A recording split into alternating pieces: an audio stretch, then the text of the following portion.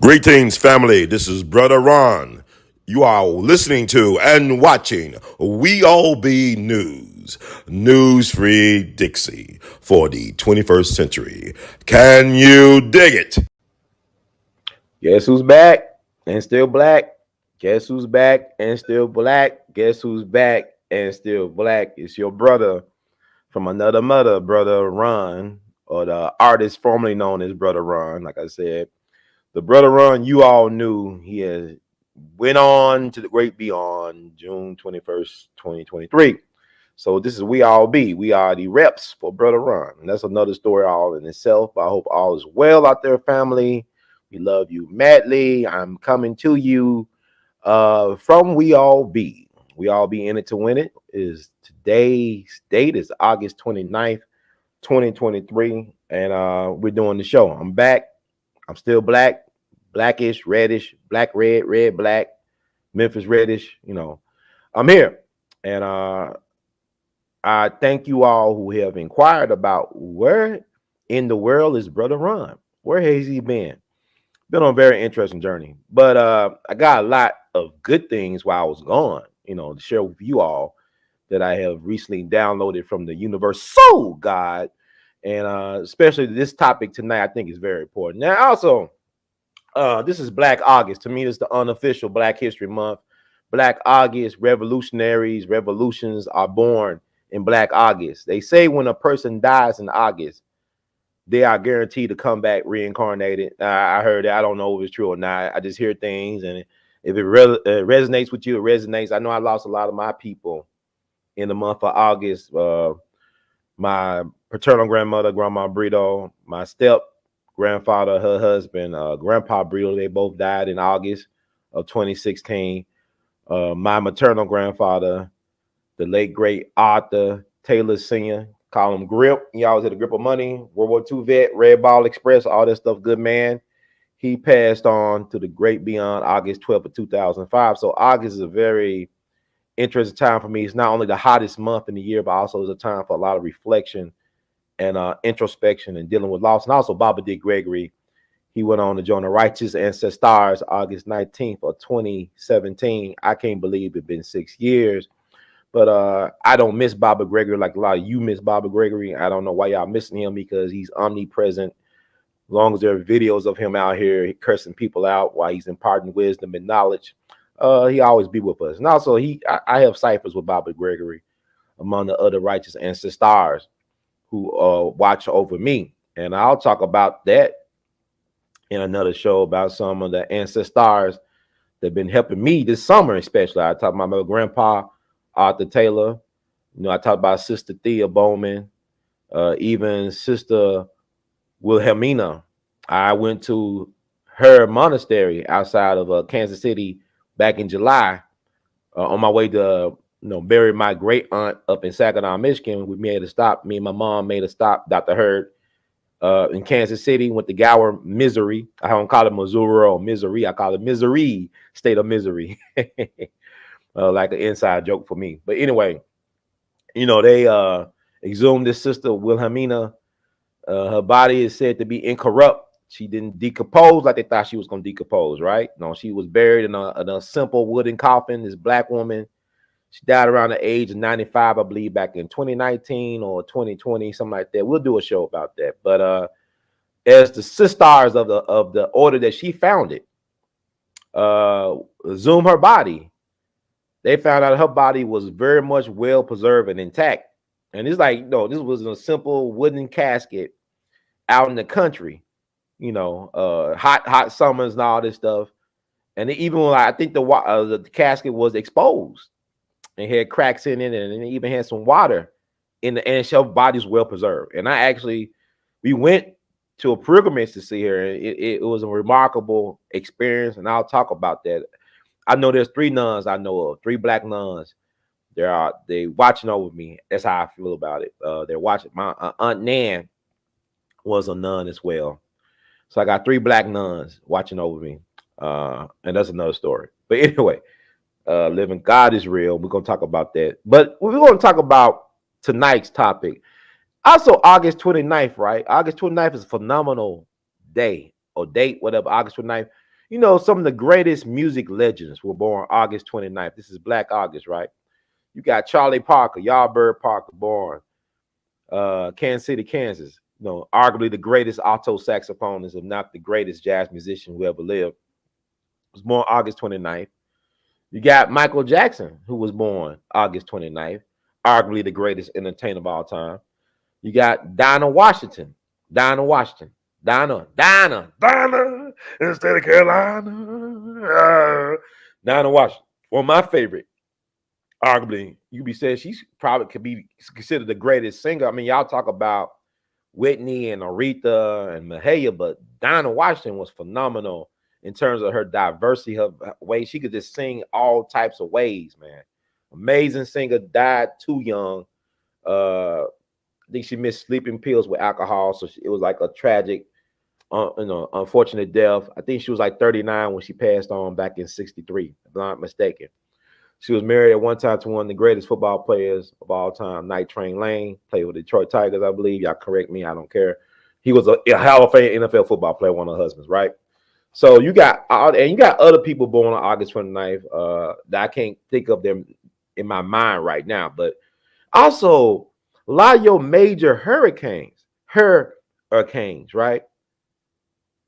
Hurricane Katrina happened when? August 29th, right? August 29th, 2005. I remember it like it was yesterday because, like, you know, everybody was talking about the MTV Music Awards around that time, right? And Suge Knight got shot or stabbed at a club with Chris Brown or something. You know all this stuff. And then Katrina happened, and this is before social media. So it was like a lot of crazy stuff. Like Bill O'Reilly telling my people was being cannibals less than 24 hours after Katrina, right? And you was just eating Popeyes the day before. You was just eating Popeyes hours before. Now you're a cannibal. And people believe this stuff. And people trying to say, well, they looting. But if your city flooded underwater, it's submerged underwater, is it looting or is it survival? And then you had stories about white people going coon hunting. See, the Honorable Representative Cynthia McKinney talked about this, and they call her a crazy person. She was really the first official to really counter the so-called 9/11 narrative, and it cost her political career. She advocated against. She was anti-Zionism, the state of Israel, how it treated Palestinians, and she got Cynthia McKinney is one of our unsung she-rules that we don't know as black people weird. And I'm gonna talk about this. I'm gonna talk about why I'm not trying to, but Cynthia was talking about what they were doing to black people down there. People thought she was crazy. So you making this stuff up? No, they're not doing that. They're not. But then you remember no black folks walk across the bridge and they got turned away from Gretna Parish.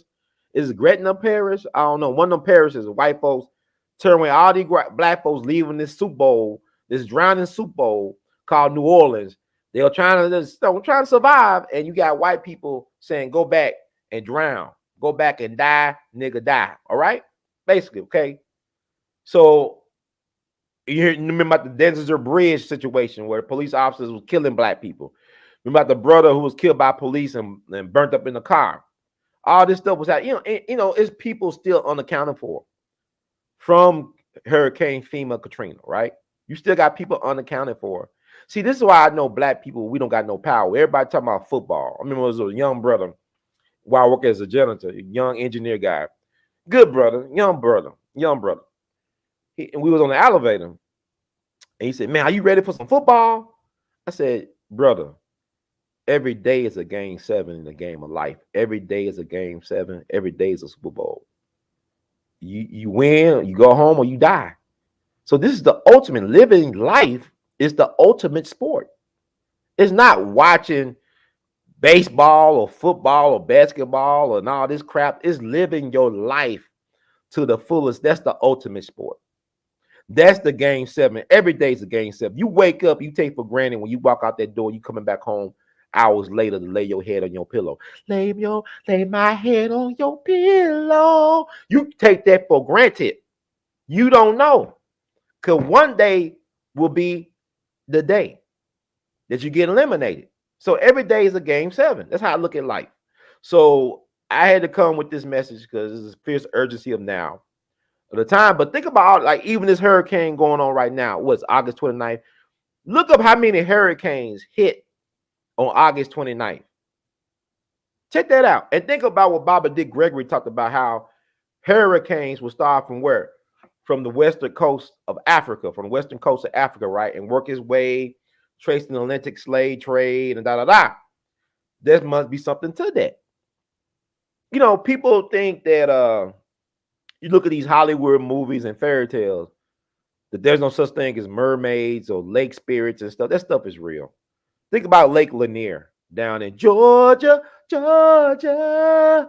Think about that. Lake Lanier, right? Stuff is real. And Hollywood gets you desensitized to the fact that there's zombies and werewolves and vampires. I have encountered people who can shapeshift. I have seen people faces change before my eyes. I have seen people eyes go black. I have seen people voices change before my eyes. This is not no Exorcist movie. This is real life. But anyway, let's talk about what we're going to talk about tonight, because this is what y'all here for. Like, what the hell is Brother Ron talking about? But like Baba Dick Gregory told me so many years ago, when the universe chooses you and put those magic glasses on you, you cannot force anybody to see what you see. Do you see what I see? I can't force y'all to see what I see, but I can share with you all what I see, and I will encourage you all to think for yourself and to do your own research. Something came to me as I was reflecting. I'm healing. I'm in the healing process. Interesting story, long story, not for here. Like I said, the universe, I started downloading things from the universe. And one thing that came to my mind is that it's very disgusting to me how they're treating former President Donald Trump. Whatever you may think about the man personally, I don't know him personally. I don't know him. But I do know that it's weird that people who love this man maybe 10 years ago based on his reality TV show, that the Apprentice, that America loved this guy, that rappers, they idolize Donald Trump. I think there's more songs about Donald Trump than any other person in history of hip hop. This is the 50th anniversary year of hip hop, supposedly hip hop culture, right? But Donald Trump probably one of the most talked about people, or more songs have been done about Donald Trump probably than anybody. I mean, I can remember when Memphis Man came out with his album, Judgment Day. Is that Judgment Day that came out back in 98? Was that 98? To Kyle. And he had a skit with Donald Trump calling, saying, hey, Memphis, we waiting for the album to drop. Like he's at a party, whatever. Maybe it's a listening party. But he's encouraging Memphis Man to drop that album as soon as possible. That's Donald Trump. And then you got rappers talking about Donald Trump. He was living large. Donald Trump, y'all call him a narcissist, but he's really the American dream. He's living the American dream. He's very boastful, very arrogant, very confident, got swagger. That's rap. That's hip hop. He's from Queens. Think about all the rap groups and legends from Queens, man. Run DMC, LL Cool J, 50 Cent, Nicki Minaj. He's from the right place, and he's orange. You know what I'm saying? Black folks love orange drinks and stuff, Fanta and all that stuff. You know what I'm saying? Kool-Aid, Jungle Juice. Donald Trump is a hood star. Rightfully so. And it's funny how people flip the script now. Oh, he's poison. Like Snoop Dogg and them, they were loving Donald Trump at one point, doing roasts with Donald Trump, and now all of a sudden he's persona non grata. But to me, Snoop Dogg is like the Jesse Jackson of hip hop. I just thought about that today. I said Snoop Dogg is like Jesse Jackson singing, because he had more 9 lives than a cat, man. I just, everybody around Snoop dead. Snoop is like the elder, right? He's telling the story. It's like Jesse. Everybody around Jesse gone. King gone. Fred Hampton gone. Jesse had the blood on his sweater, on his turtleneck, going back to Chicago. Chicago, that Tolling town, right? And Memphis was on lockdown, but Jesse got a plane to get out of Memphis while Memphis was on lockdown, from my understanding. Y'all correct me if Memphis was not on lockdown on the martial law. They got Jesse. It's like around me when 9/11 happened, how Bin Laden's family was able to get out of the country, whatever, when the United States was on total lockdown, supposedly, right? So you got, Jesse, he eulogized Fred Hampton at Fred Hampton's funeral. I don't think Fred and them really cared for Jesse like that. But, you know, Jesse, he got the idea for the Rainbow Coalition from who? From Fred Hampton. Fred Hampton was the cat that came in with the Rainbow Coalition. He was talking about organizing the street tribes or gangs of Chicago. You know, the Weatherman Underground, the Students for Democratic Society, the Young Lords, the Black Peace Stone Nation. You know, he was talking about, you know, that's my Rainbow Coalition. That's my street tribes, man. So he got all this stuff.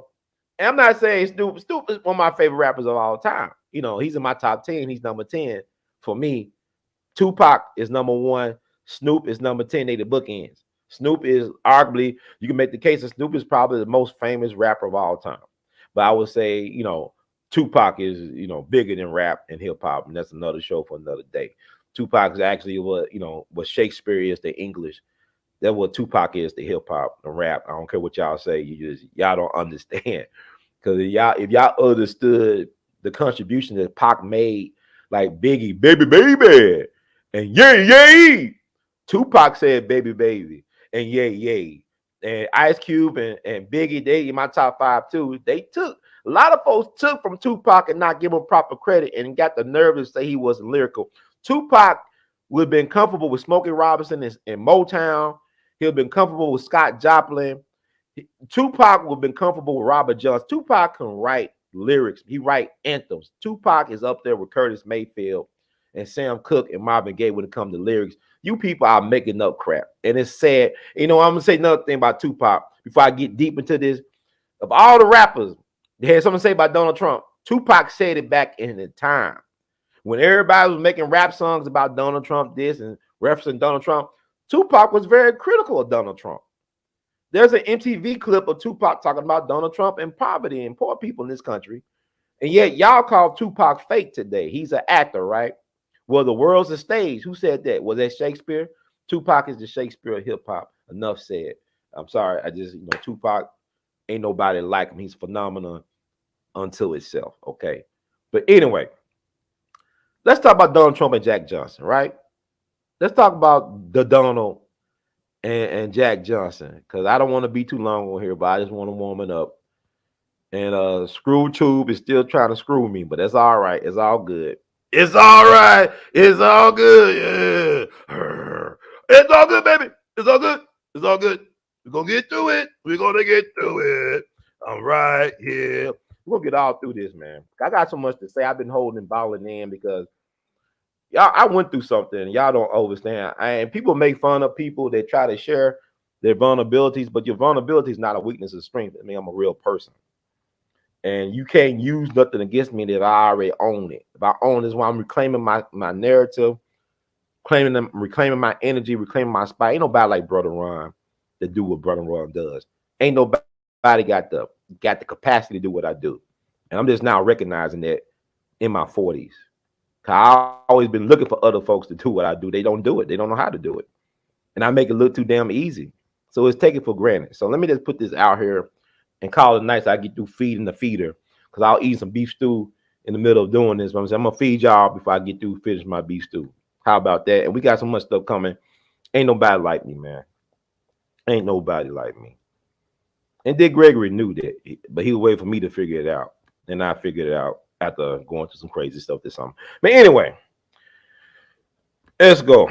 Let's go into this thing. I hope y'all can hear me. The words come out of my mouth. I know it's Mercury retrograde. I ain't looking in the comment section. I'm trying to do this show. But y'all can't support the movement. Like I said, they demonetized my channel. YouTube don't want me, Screw 2 don't want to make no money off of my property. They're making money off of my property, but they don't want me to make no money off my content. That's crazy. That's insane. But God is good. God is good. Yes, he is. Won't he do it? Yes. If a picture was worth $7 million, that would be the picture. Well, you know, Donald Trump, of course, that infamous, famous mugshot, that made him over $7 million. Donald Trump is a marketing genius. You understand? Just like Jack Johnson was a marketing genius. And people say, what's the connection, Brother Ron, with Jack Johnson and Donald Trump? I'm going to show y'all. Ain't going to be too deep, because I want y'all to do some research on your own. But I just want to, you know, pick your brain, feed y'all a little bit. Feed me. Y'all said feed me? Feed me. Okay, well, here's the thing. Donald Trump was the only president with the balls and swagger to pardon a dead black man. They've been dead for decades, right? Jack Johnson died in an auto accident in Kakalaka, North Carolina, June 10th, 1946, right? Barack Obama, y'all hero, your messiah. He had ample chances to pardon Jack Johnson. Oh, now Screw 2 want to mess with my dang. They want to mess with my screen. They want to mess with my. Can y'all hear me? And I'm coming in clear. Let me check this out. I see Screw Tube out here messing with me. They constantly mess with Brother Ron. What? Why do they fear me? Everybody else can make money. Why do they fear Brother Ron? Why can't I speak my truths, huh? Okay, now I'm back, right? So Donald Trump pardoned Jack Johnson back in May of 2018. And y'all say Donald Trump hate black people, whether dead or alive.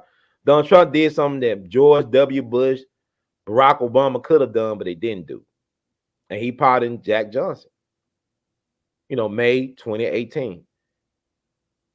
The thing about why I started thinking about Donald Trump and Jack Johnson is that people love to hate both of these guys. These guys are very successful and very good at what they do. They were very great, or Donald is still great at marketing themselves, of polarizing people, and getting results, of getting what they want. They're very great and gifted at that. Jack Johnson was born March 31st, 1878 in Galveston, Texas. Donald Trump was born June 14th, 1946 in New York, I believe in Queens. And when did Jack Johnson die? Was it June 10th, 1946? And when was the Donald born? He was born June 14th, 1946. So Donald Trump was born 4 days after Jack Johnson passed on, right? And nobody dies, and there's no such thing. Death is not real. And that's another thing. It's just another phase, Tupac ain't dead. He ain't dead. You're right. He ain't dead. And that's another story. But Jack Johnson, he wanted to be treated like a white man in his lifetime because he was the first black heavyweight champion in the world. And he was one of the most famous people on the planet at the time of his prime. But he did not get such treatment, right?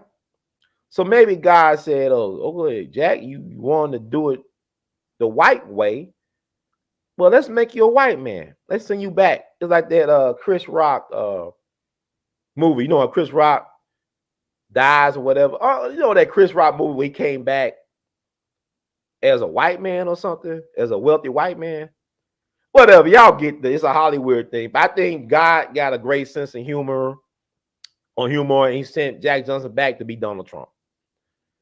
And I look at the fact that Donald was born 4 days after Jack died. Then you start, it's this thing called life path numbers, right? Your life path number, right? What's a life path number? It's the number you get when you add up your birth date. Like you add up all the numbers in your birth date. Like I said, Jack Johnson was born, March 31st, 1878. So you add all that up, you break it down to the simplest number. So that number will be 4 for Jack Johnson.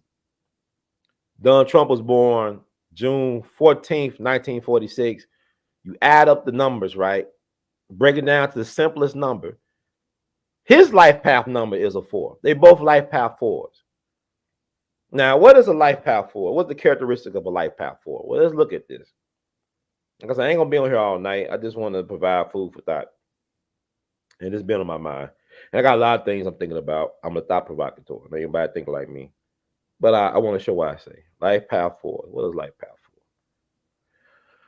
4? What are the characteristics of a life path 4?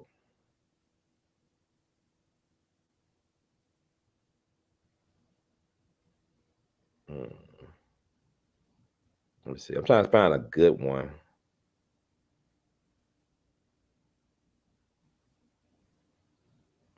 It said people with life path number 4 are often seen as builders and worker of society. If your life path is a 4, you are likely more determined, serious, practical, disciplined, and hardworking. Down to earth and grounded are terms that are probably often used to describe you. You find hard work rewarding and don't look for easy way to the top or to finding success. Not only do you work hard for yourself, but you expect the same from those around you. Those with life path number 4 tend to be organized and like to put things back in their proper place. It is one of their strong points, and they feel better able to tackle challenges if they have a solid plan in place beforehand. They tend to be set in their ways and are drawn to leading an orderly life. Home is their haven, and if their home environment appears sloppy and unkempt, it is a sign that a life path 4 person is not doing well. They are usually very cerebral and need to find ways to relax their minds. Otherwise, great ideas live and die in their heads. They have a strong sense of right and wrong, are very honest, and value honesty in others.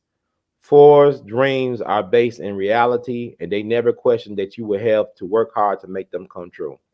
Loyal and very dependable, they make an excellent friend or partner, but may have just a small circle of friends. On the negative side, fours can be so set in their ways that they can often come across as stubborn, rigid, or too serious. They also have a tendency to overlook tact and let their true feelings be known to all those around them, which can sometimes turn other people away from them. Although practical and good planners, fours are extremely cautious and don't deviate much from their master plan. And because of this, can sometimes miss opportunities that arise because they don't act on them quickly enough. Well, I know a lot of y'all saying, well, Donald Trump is not honest. He's misleading. He's like the gaslight. He's narcissistic. Da da da da da da da da. I will beg to differ. I like what Dave Chappelle said about Donald Trump in one of his stand-ups. He's an honest liar. He tells you the truth, but he tells it in a way that you can't handle the truth. But he doesn't let you know how he feels. He doesn't sugarcoat. He has no filters. He says the things that people think behind closed doors or think in their minds, but are afraid to share in public or and whatever. So Donald Trump really, he is not an issue like that. His problem is that he's too honest in a place that really respects lie more than honesty. Lying is more respected in politics than honesty. And Donald Trump is too damn honest. And that cost him. And he brags about it a lot. And the thing about it is like I remember his run in 2016. He said the game was rigged, right? The game was rigged. And people kept on saying, well, you benefit from the game. He never said he didn't benefit. He told you he benefited from not paying a certain amount of taxes, that he was able to file for bankruptcy in his businesses, but never filed for any personal bankruptcy. Like his family never went hungry or destitute because he filed for bankruptcy to protect his business interests. It wasn't that he filed for bankruptcy because he was broke. He filed for bankruptcy to protect his business interests because it's the way the system worked. And then y'all blame him for redlining and housing discrimination. All he did was took advantage of the things the system already had in place for him to take advantage of, him and his father. So I don't blame Donald Trump. Donald Trump did not invent racism or redlining or all this other stuff. Y'all, he did not invent lying. He benefited from those things. And the thing about it was, I think he was trying to let people know, hey, the game is rigged. Let me show you how I benefited from this rigged game. Because anytime you can file for bankruptcy on your casino and make a profit, you know it's rigged. He knows it's rigged. But the thing about it is people, like even with the contract, he don't pay his contractors. Well, in certain countries, I talked to a guy from New York, a businessman from New York, and he's a Donald Trump supporter. And he said something that was very interesting. He said, when people say that Donald Trump don't always pay his contractors or people like that, they're not looking at the fact that when the contractor signed a contract with Donald and his organization, that they had certain things in place saying if you don't have this, let's say you promised to have this building done by a certain date. And when a certain date came and passed, you didn't have it completed. So they might have had a thing in there saying for every day that you're tardy on completing this task, we're going to subtract a certain amount of money from the original agreement. They're probably written little letters, but it's in there. So I'm not trying to be an apologist for Donald Trump. I'm saying most of us don't know how to do business. Most of us, we say we're capitalists, but we're really consumers. You're not really a capitalist because like you don't know what it is. Dick Gregory had a quote about how, he said entertainers, they love what they do so much, a lot of them will do it for free. You will never hear a real businessman or capitalist say they'll do anything for free that they're good at. Now, they may give away stuff as a tax write-out. It might be something that incentives. Like I tell people all the time, there's a difference between being a humanitarian and a philanthropist. Humanitarian actually share their resources and gifts and stuff because of love of people, love of humanity. You could hate people and be a philanthropist. You could hate a lot of people. You could kill a lot of people and give away money for peaceful initiatives. Your businesses could cause cancer, but yet donate so much money to St. Jude and stuff like that, because it's good tax write-out, is good publicity. But your business that you made all this money off of probably gave a lot of people cancer, but yet you could write a big check to St. Jude or the Mayo Clinic. And oh yeah, here go 10 million. You made 10 billion off of people getting killed off your products, but you'll give back 10 or 50 million. Oh, get it. It's hard for a rich man to get into heaven for a reason, right? So don't blame Donald Trump. It's like blaming gangster rap for American history. Now, American history is a long ass gangster rap album. You talking about these gangster rap, but American history is Andrew Jackson is a gangster rapper to me. So anyway, with that said, Donald Trump, Jack Johnson, anytime when Jack Johnson was when he was the heavyweight champion, when he was the most despised black man on the planet, there would be riots, right? Riots would erupt. Like Jack Johnson would win, but black people would lose. You know what I'm saying? Jack Johnson, I'm winning. Black people losing. I think Louis Armstrong, when he was growing up in New Orleans and all, they talked about how, they was afraid when Jack Johnson would win. They got to run for cover. White folks get mad. White folks get rowdy. So y'all talking about some insurrection stuff. But every time Jack Johnson would win, black America caught hell. But black folks still had a love for Jack Johnson. Not all black people, because he was not considered a part of the boule. Jack Johnson was from the gutter. He was from Galveston, Texas. He was from the bottom, man. He came out of his folks were former slaves. This is where Juneteenth was created, in Galveston, Texas. That's the irony. Jack Johnson was this is 1908, right? He was born in 78. The Civil War was over 65. So 43 years later, after the Civil War ended, right? Supposedly. 43 years later, if I'm getting my math right, Jack Johnson became heavyweight champion of the world. First black heavyweight champion of the world, right? Son of Galveston, Texas, where Juneteenth was originated. Think about what I'm saying. I just thought about that. Juneteenth. I actually went to the house where the proclamation was read, the Juneteenth proclamation, whatever. I mean, when they released all the slaves, letting slaves know they were free in Texas. I went to that spot in Galveston. Yeah. So that's fascinating to think about. The son of former slaves becomes the heavyweight champion of the world 43 years after the Civil War. Son of Galveston, Texas. I'm just processing that right now. And Jack Johnson, how he came up was hard, man. I know a lot of y'all wrestling. Y'all love wrestling. Y'all love wrestling fans. Y'all know the Battle Royale. Y'all know that, y'all think about Hulk Hogan and Andre the Giant back in the day, Roddy Piper and all them cats. But the Battle Royale really was something that started when you had black men or black boys and men with blindfolds on, fighting the ring, trying to knock each other out. The last man standing was the winner. And what the white folks would do, they would throw money on the ground and stuff like that. And while the black man, they was blindfolded, just punching at each other, punch at the air, punch at each other, to the last man standing. And who was last man standing, they received the booty. They received all the money that was on the floor. And that's actually, I believe, that's an opening scene in Ralph Ellison's masterwork, The Invisible Man. Read that book by Ralph Ellison. It's worth reading, The Invisible Man. And also in the James Brown biopic, they reference, I believe, the Battle Royale. Did I think they reference it? I know in the Buddy Bolden movie they did.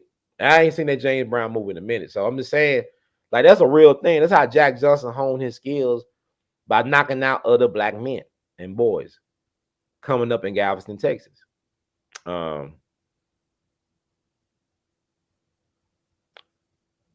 Donald Trump also had to be cutthroat in his business. He had to do what he had to do to get on top, Maybe a little bit like Wolf of Wall Street style, maybe not. Like Gordon Gekko on that Wall Street, Gordon Gekko, right? Wall Street movie. Now I'm getting lost in the sauce because, like, let me just talk about, Donald Trump also, it was a woman that brought Jack Johnson down. White women brought Jack Johnson down. White women prostitutes brought Jack Johnson down. White porn star Stormy Daniels brought, or they try to make it like she brought Donald Trump down, right? So both were entrapped by white women of the lowest, sex workers, right? So they both was entrapped by sex workers by the powers that be. Stormy Daniels for Donald Trump, Jack Johnson, women of the night, sex workers, whatever, porn stars, sex workers, same difference. Like, and it's funny how they try to make Stormy Daniels like she's some Marilyn Monroe or something like that. I mean, our standards have become so degraded and low. I mean, it's ridiculous, and people think that's a scandal. And how is a scandal when a man paid for consensual whatever touching? It was consensual, from my understanding. He paid her. What's the big damn deal?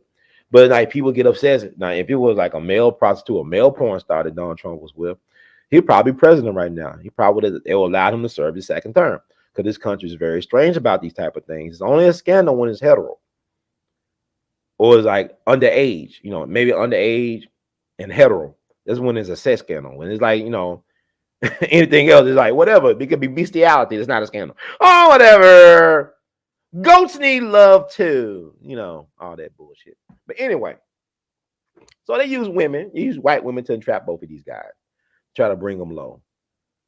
Matter of fact, let me read this. I guess New York Times article about the pardon that Donald Trump did for Jack Johnson, if I can find it. This is We All Be News Free Dixie for the 21st century. They both life path fours, right? I might read another definition and look on what a life path four is. I get a better understanding. But when you do your life path, all you're doing is adding up the numbers of your birth date. That's all it is. I'm a life path 9. I epitomize a life path 9. Very much so. I'm not bragging on myself, but I am a life path 9, and I embody a life path 9. No doubt. But let me find a thing. Donald Trump, Jack Johnson pardon. And shout out to Sylvester Stallone. He played a part in helping getting Jack Johnson pardon. Now, Obama could have did this. Obama scared his own black shadow, though. Obama is very disappointing, and y'all love Obama. I don't care for Obama, man. Really don't. I went to both his inaugurations, spent thousands of dollars going in debt to both, standing out in the cold for Obama. Obama left, and he left us out in the cold. You black folks, y'all Donald Trump did. Donald Trump did more for black people in 4 years than Obama did in 8. He would have did more if they allowed him to serve his second term, because Biden didn't get no 80 million votes. But it's like the New York Times article. This is dated May 24th, 2018. Trump pardons Jack Johnson, heavyweight boxing champion. For more than 100 years, Jack Johnson's legend as the first black heavyweight boxing champion has been undisputed, but his legacy has been tarnished by a racially tainted criminal conviction. His battles against white opponents in the ring and outside of it gave rise to the Great White Hope play and movie, and he came to be lionized as a barrier breaker. But the criminal conviction from 1913 that most will find abhorrent today for transporting a white woman across state lines hunted Johnson well after his death in 1946 and motivated politicians and celebrities for years to advocate for a pardon, however symbolic.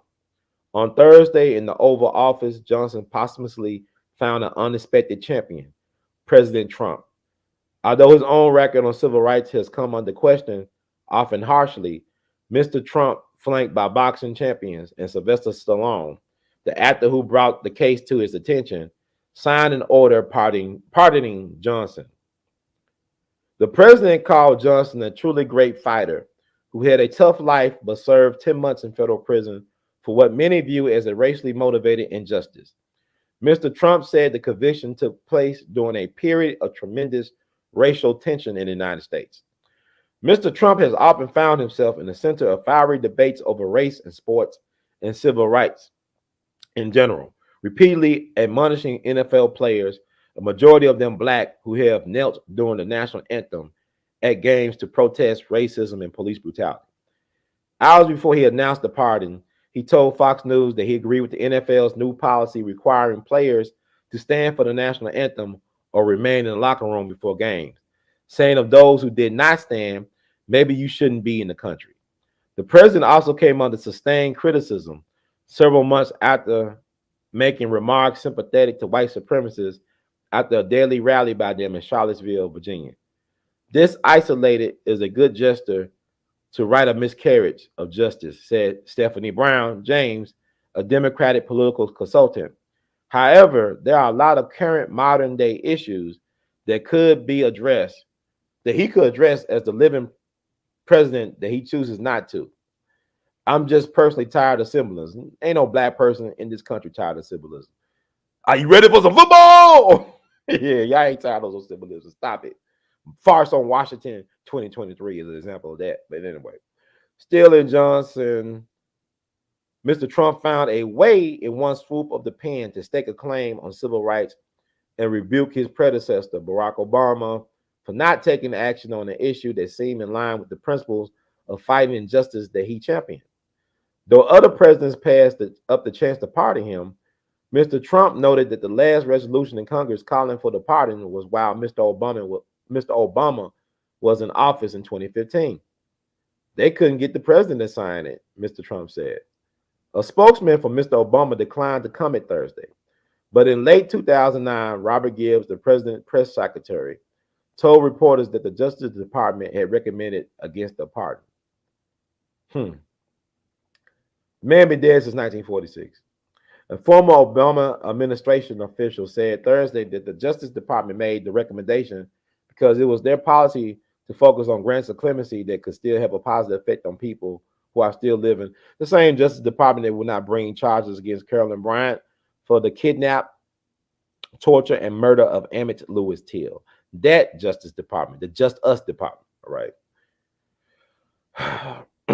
In a television interview, Mr. Obama's Attorney General, Eric H. Holder, Jr., had also raised the fact that there was a history of domestic violence accusations against Johnson. So it was a history of domestic violence accusations against Johnson. Well, where's the evidence? Like Thelonious Monk had a song called The Evidence. Where's the evidence? Where's the New York Times article about Jack Johnson being a domestic violence situation? He is a boxer. I just like, Eric Holder, was he the one that had that speech when he became attorney general that we don't deal with the issue of race, we're a nation of cowards? Biggest coward going, and his sister-in-law was Vivian Malone, who helped integrate Alabama University, I believe. But that was her name, Vivian Malone. That's his sister-in-law. They helped integrate the University of Alabama. Y'all help correct me. I'm not gonna look this stuff up. I'm tired. I know stuff, but y'all need to learn some stuff. I'm tired of this goofy stuff that people do. Man, so-and-so said this, and he had a documentary about this and this. Now look this stuff up. Because they making up stuff as they go along. Eric Hold up here, a legal person. Oh, history. Where's the proof? Did he go to jail or prison? Did he serve 10 months in federal prison for domestic violence? Or did he serve 10 months in federal prison for screwing white women and taking them across state lines? They made a law to get Jack Johnson. It's like they're making up rules to get President Trump.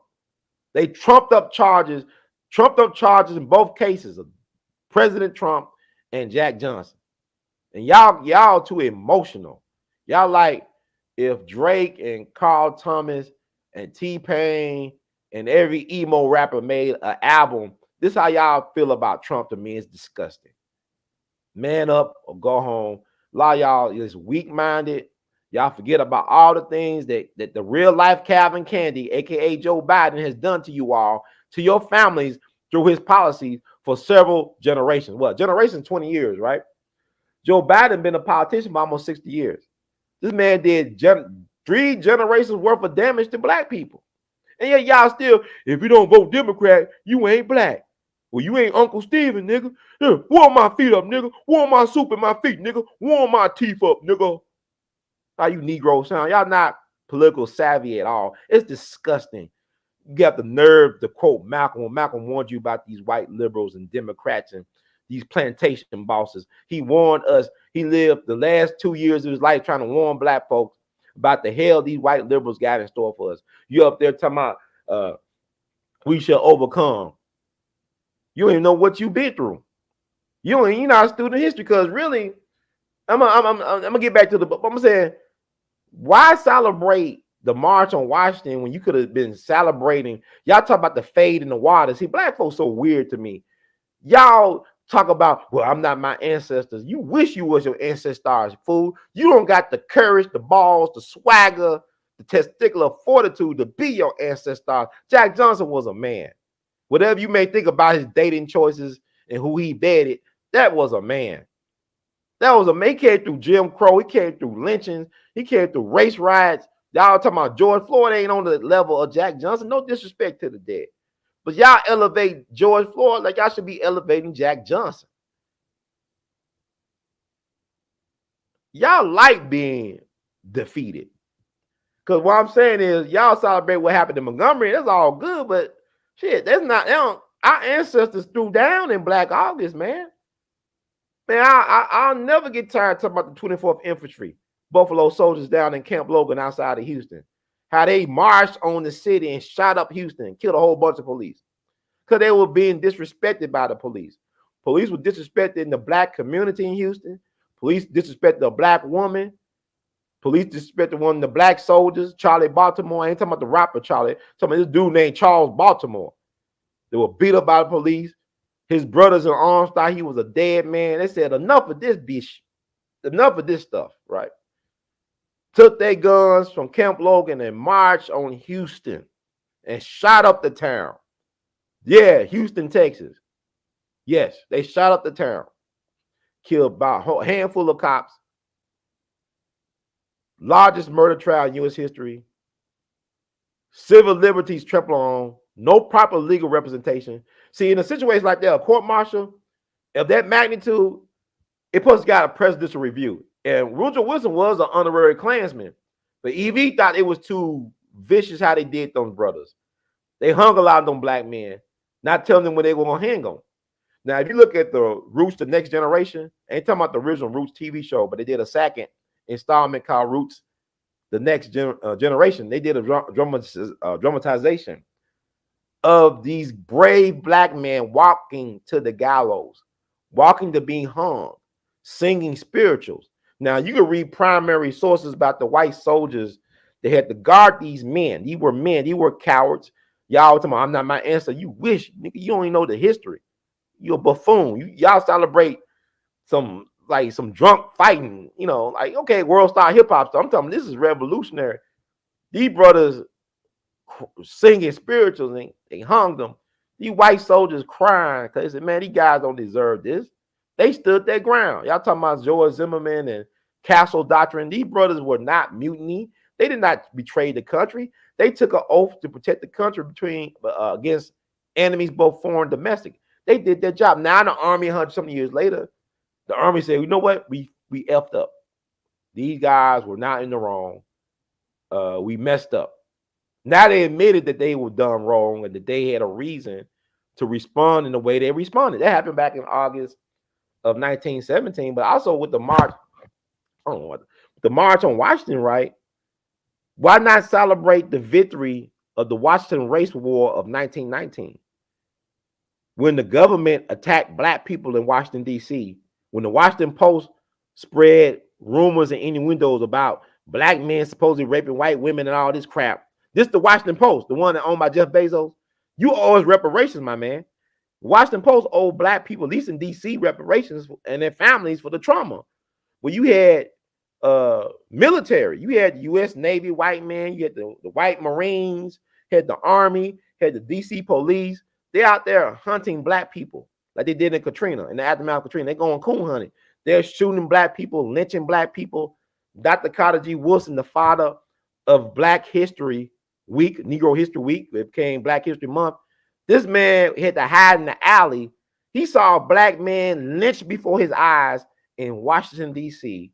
back in the summer of 1919. This man hid for hours in fear of what he saw, what they did to that black man. And guess what? Black folks said, enough of this BS.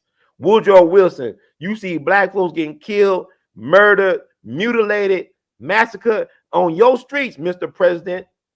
The one who endorsed birth of a nation, saying it was like writing history of lightning.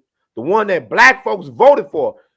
Joe Biden is like a Woodrow Wilson to me, because black folks voted for this guy. I mean, not just, you had Ida B. Wells and William Monroe Trotter, W.E.B. Du Bois. You had some of the black elite vote for this evil cracker. Just like y'all voted for Biden. And got the nerve to talk about, that's how I feel about it. But anyway, Woodrow Wilson didn't stop it. Until black folks started fighting back. You had school teachers, World War I veterans. You had brothers and sisters doing drive-bys down the streets of D.C., killing a lot of white people, soldiers and stuff.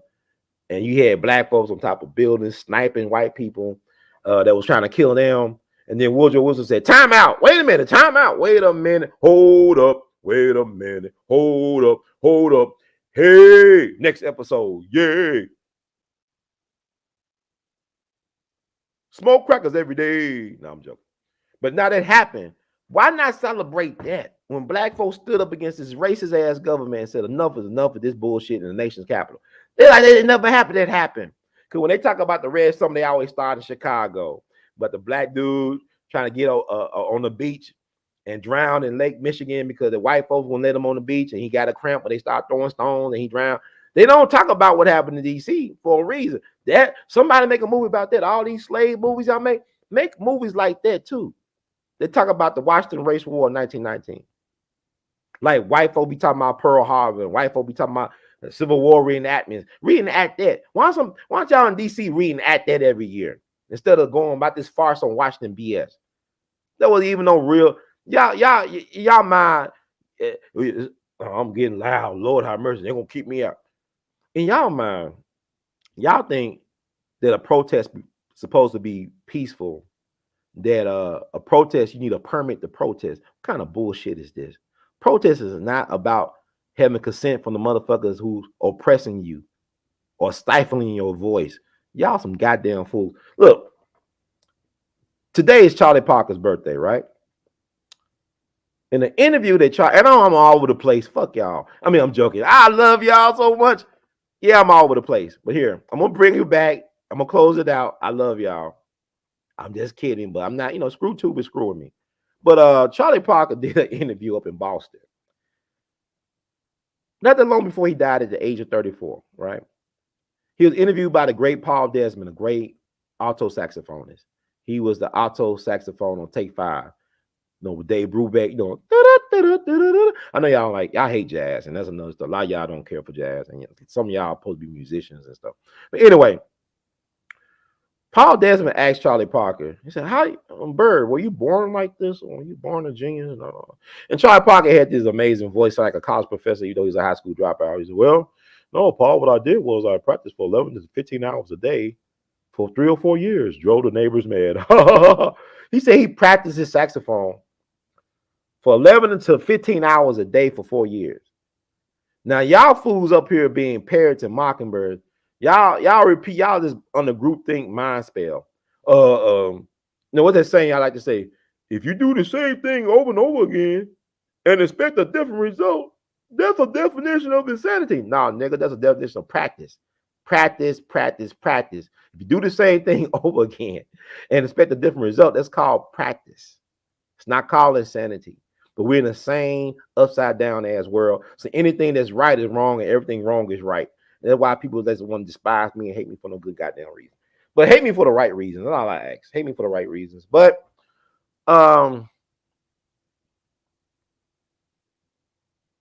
yeah, you got to paint these stories. We got to tell these stories. But the Washington Race War, forget about 63. Focus on 1919. Black folks had more of a chance in 1919 than we had in 63. Ain't there something? And even in 2023, he had more. So you talk about your ancestors ain't crap. Okay. Anyway, Let me finish this up.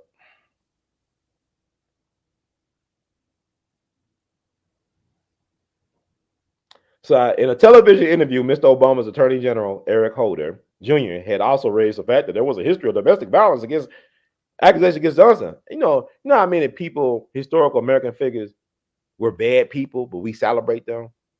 They used to beat up on people, used to kill people, a lot of them, and they're heroes and everything. Anyway, Johnson's cause had attracted a range of supporters, including Senator John McCain and the filmmaker Ken Burns, who made a documentary about the case in 2005 called Unforgivable Blackness, The Rise and Fall of Jack Johnson. Linda Haywood, a woman in Chicago who traces her lineage to Johnson, also had campaigned for him for years and attended the Oval Office ceremony. Johnson, who won the heavyweight title in 1908 and was ostentatious and outspoken in a way black celebrities rarely were at the time, was convicted in 1913 of violating the Mann Act on charges that he had transported a white woman across state lines for immoral purposes. The woman Johnson transported, Belle Schreiber, worked as a prostitute and had been one of the heavyweight champions' many lovers. Johnson was sentenced to a year in prison, but he fled the country for several years, returning in 1920 to serve a 10-month sentence. Decades after Johnson was convicted under the Mann Act, his case drew significant attention as a gross miscarriage of justice. When reporters were led into the Oval Office on Thursday, Mr. Trump was sitting with a large ornate title belt from the World Boxing Council propped up in front of him. Mauricio Suleiman Salvador, the president of the WBC, I guess that's his name, thanked Mr. Trump for taking what he called a huge step and declared Thursday a great day for the sport in the world. Mr. Trump turned to Mr. Stallone and joked that he was not sure whether his best look was Rambo or Rocky. The president kidded Mr. Stallone, who through a representative declined an interview request about not wanting reporters calling to the Oval Office. I have stage fright, Mr. Stallone said. I know he ain't how you sound. Mrs. Haywood thanked the president as well, saying the pardon was a long time coming. I am overwhelmed, she said, adding that her family had been deeply shamed that my uncle went to prison and regretted that the older relatives have not lived to see this day. Okay, I got a little bit more to read. Not that much, y'all. I just want to read this.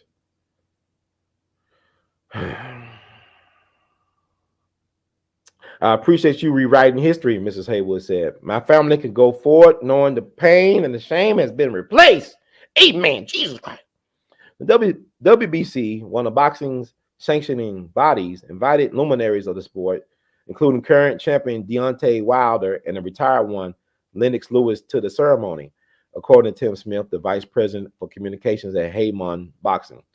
Wilder said that when he and others met privately with the president, Mr. Trump talked about Mr. Lewis's past fights and marveled at Mr. Wilder's perfect 40-0 record. That was back then, y'all. We know what happened later.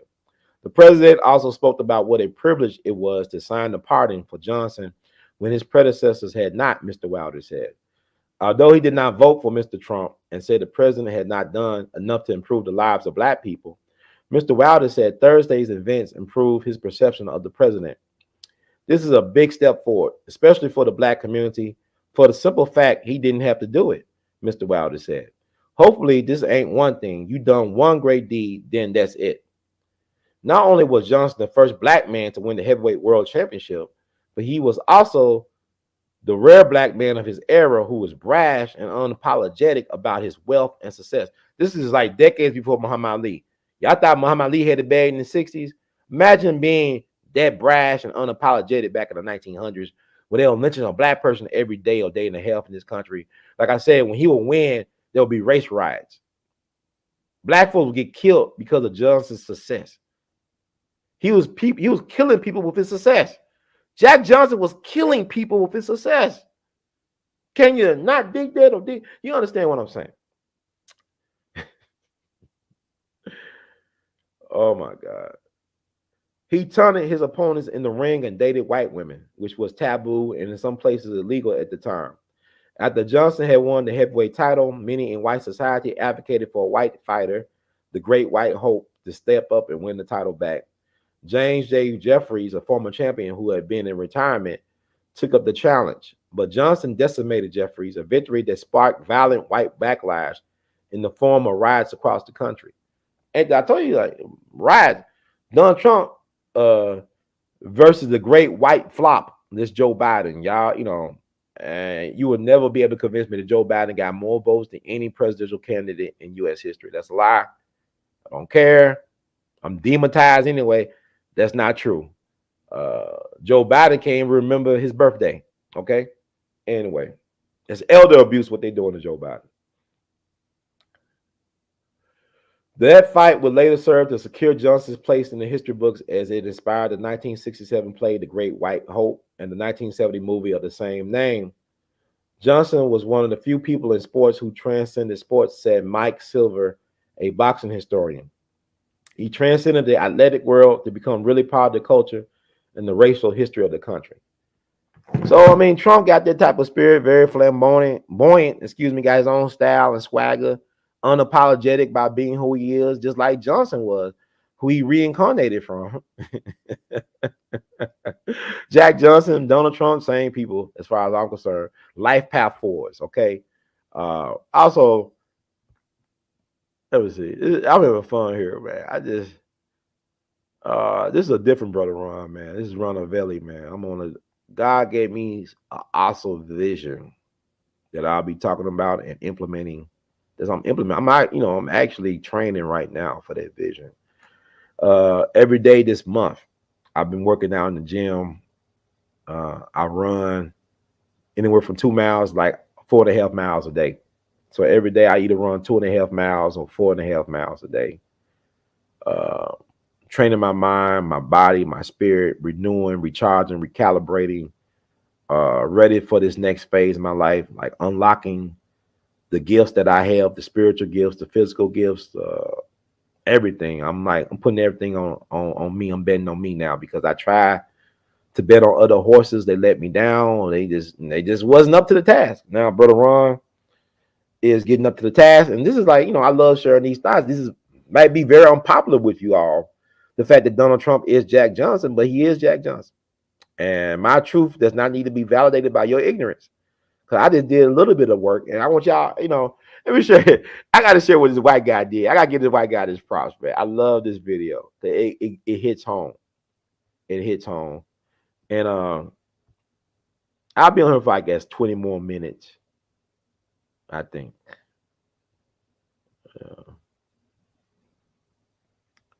But life is interesting, man. This summer, I had not planned this summer to go the way it went, but I thank the universal God for waking me up, man. Because y'all don't understand how bad 2024 gonna be, man. That's why one of the reasons why I'm working now. I'm being like the ant. I'm the ant. I used to be like a grasshopper. Now I'm the ant, man. Determined to flip the script. And I lost almost 50 pounds. I lost 50 pounds a year.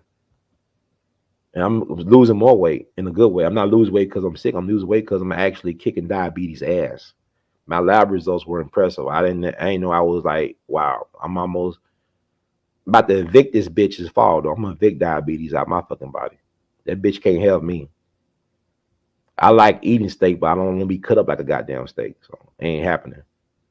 It's not happening. I'm kicking diabetes ass right now. Now you think about it. And that's before I start running 4.5. I ran 4+ miles every day last week. I ran actually 4+ miles for Dick Gregory.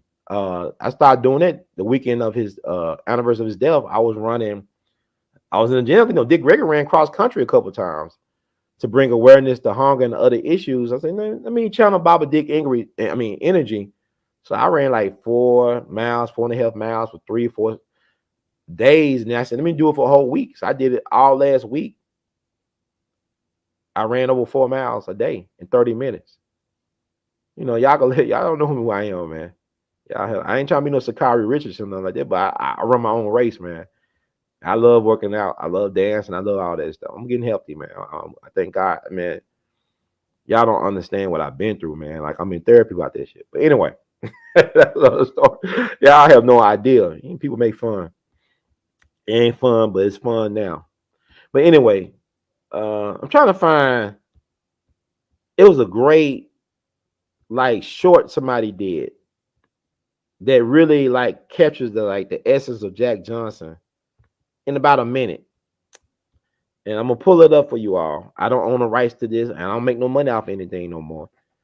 Everybody making money off my stuff. The hard work, like I travel across the country, get cursed out by Dick Gregory. Everybody else making money off, but Brother Ron can't make money off of it because he ain't, Brother Ron put out too much truth in his videos. They removing Dick Gregory videos.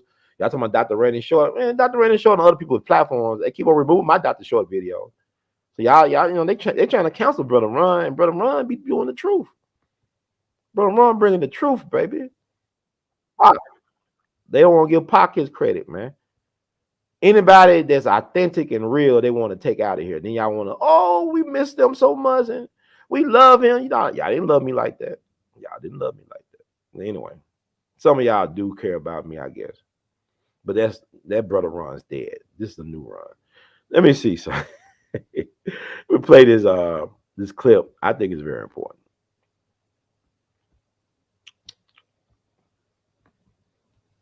The white dude, he did him justice. I love it. Okay. Let's see.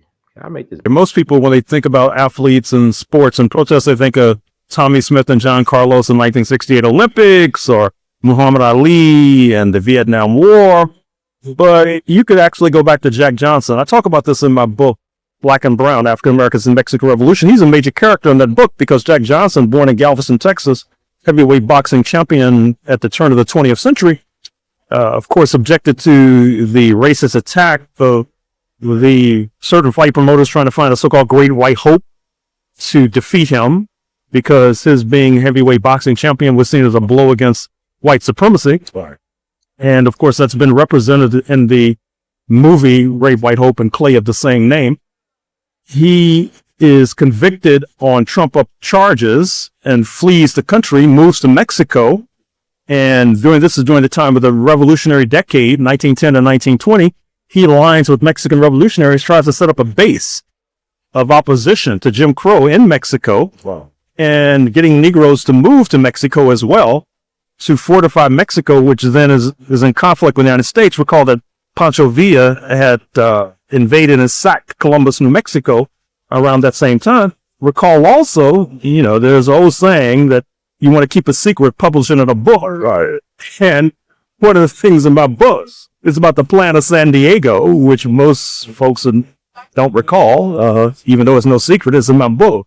It was a plan of the Negroes in league with Mexican revolutionaries and possibly Japan and or Germany to take back the land that the United States had taken from Mexico during the War of 1846 to 1848, which includes California, right, and most of the U.S. Southwest, and then liquidate the Euro-American population and establish instead independent Black and Native American republics.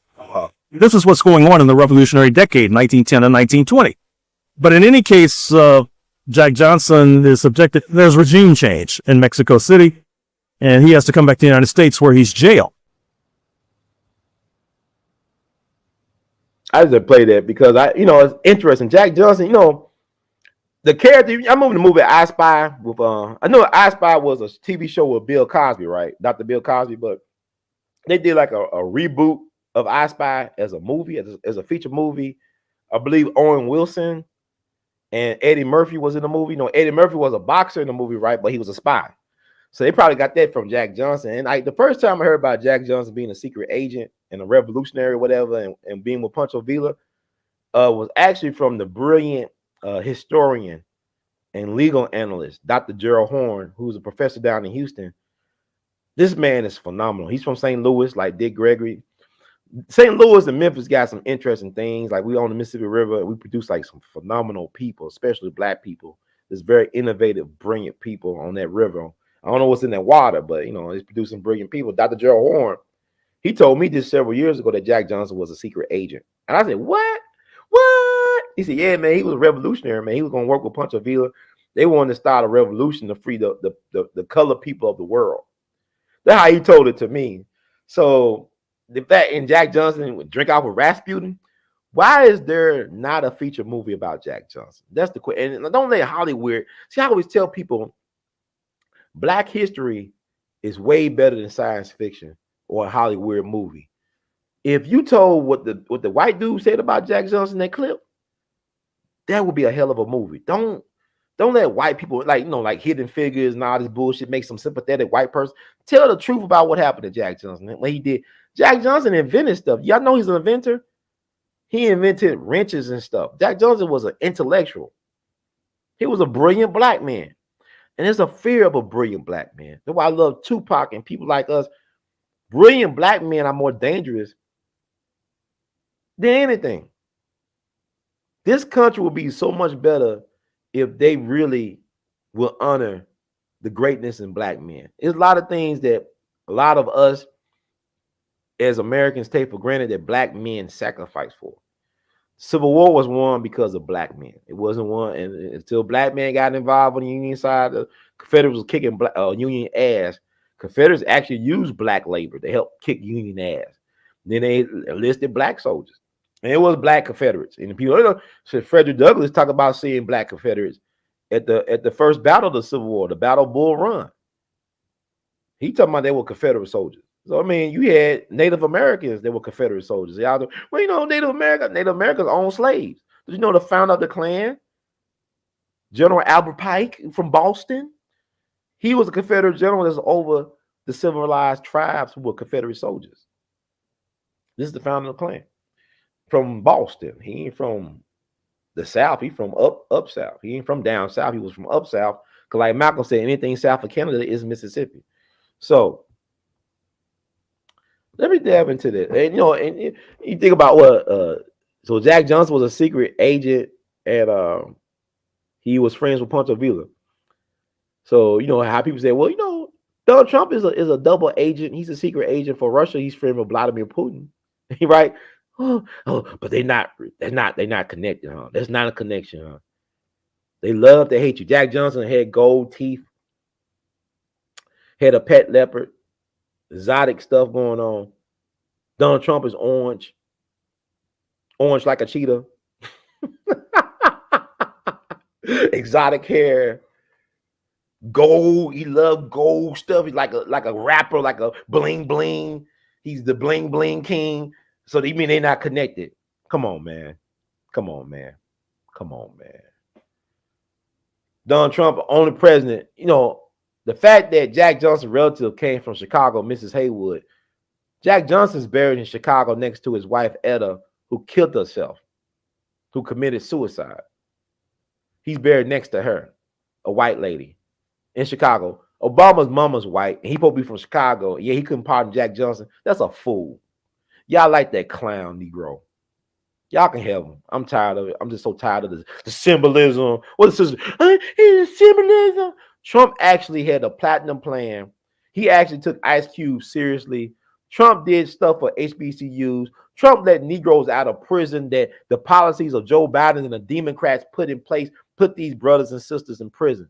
He freed over 5,000 people. Let me read an article. And you know what? I'm going to tell you this. I don't care what you feel. The representatives of Brother Ron's body, we are looking forward to voting for Donald Trump a third time. 3 times. I'm looking forward. If he's not on the ballot, I will write him in like Dick Gregory in 68. Write me in. I'm going to write Donald Trump in because Donald Trump is what the people need. This country needs Donald Trump right now. Donald Trump was sent here to save America. And he's a time traveler. And, Brother Ron, what the hell are you talking about? That's for another show. Donald Trump, it's funny how I talk to people about Donald Trump. I said, you know who his uncle was, right? Who's Donald Trump's uncle? You know his niece, that weirdo. I believe he's a narcissist more than Donald Trump is. Y'all, I survived the narcissist, a person with narcissistic personality disorder. Donald Trump may have narcissistic personality tendency. We all could be narcissists, but anyway, Donald Trump's uncle was John Trump. That was one of his favorite people. He was real close to his uncle. His father, made money to help put his uncle through college and all that stuff. His father was the breadwinner. He created what is now known as the Trump Organization, that Donald Trump called the Trump Organization, real estate. But he put his brother through college. Donald Trump's uncle was a longtime government scientist. award-winning MIT professor, very intelligent, one of Donald Trump's favorite people. When Nikola Tesla died back in January the 7th, 1943, up in New York, the government assigned Donald Trump's uncle to look over his notebooks and stuff. So that's Donald Trump's uncle.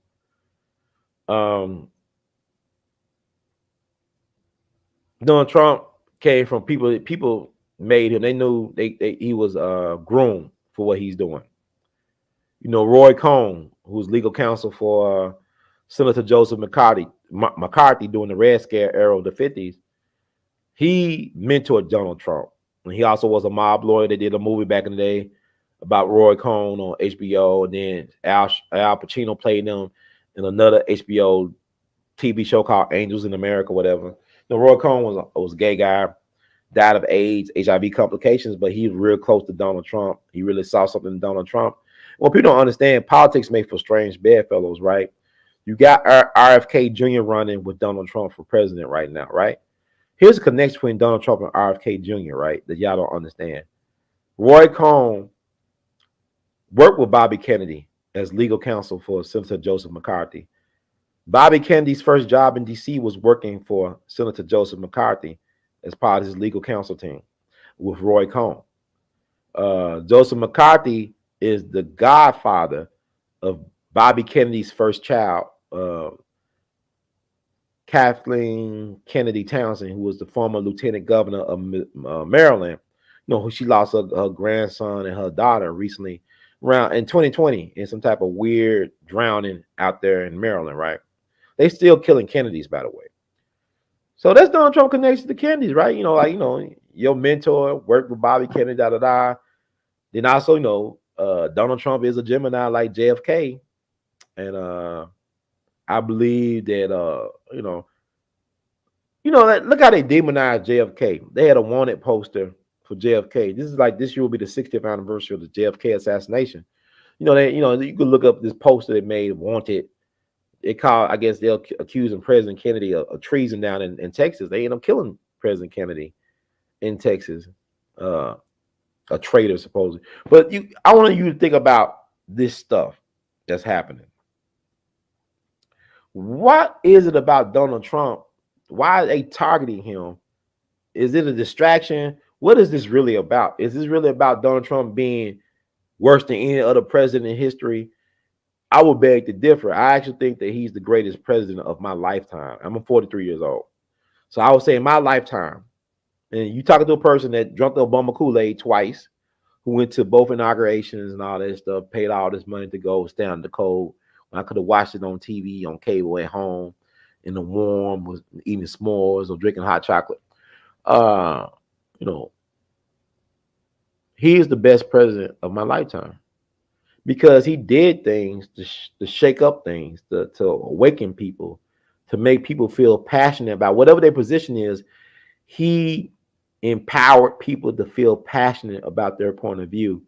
And also he done things he should get credit for, like the pardon of Jack Johnson. Like Obama should have did that. That was like a delivered to him on a platter. You a son of Chicago, right? By the way of Hawaii and Indonesia, you a son of Chicago. Here's a sister who's from Chicago, whose uncle is buried in Chicago with his wife, his white wife. Your mama's white. Your daddy black.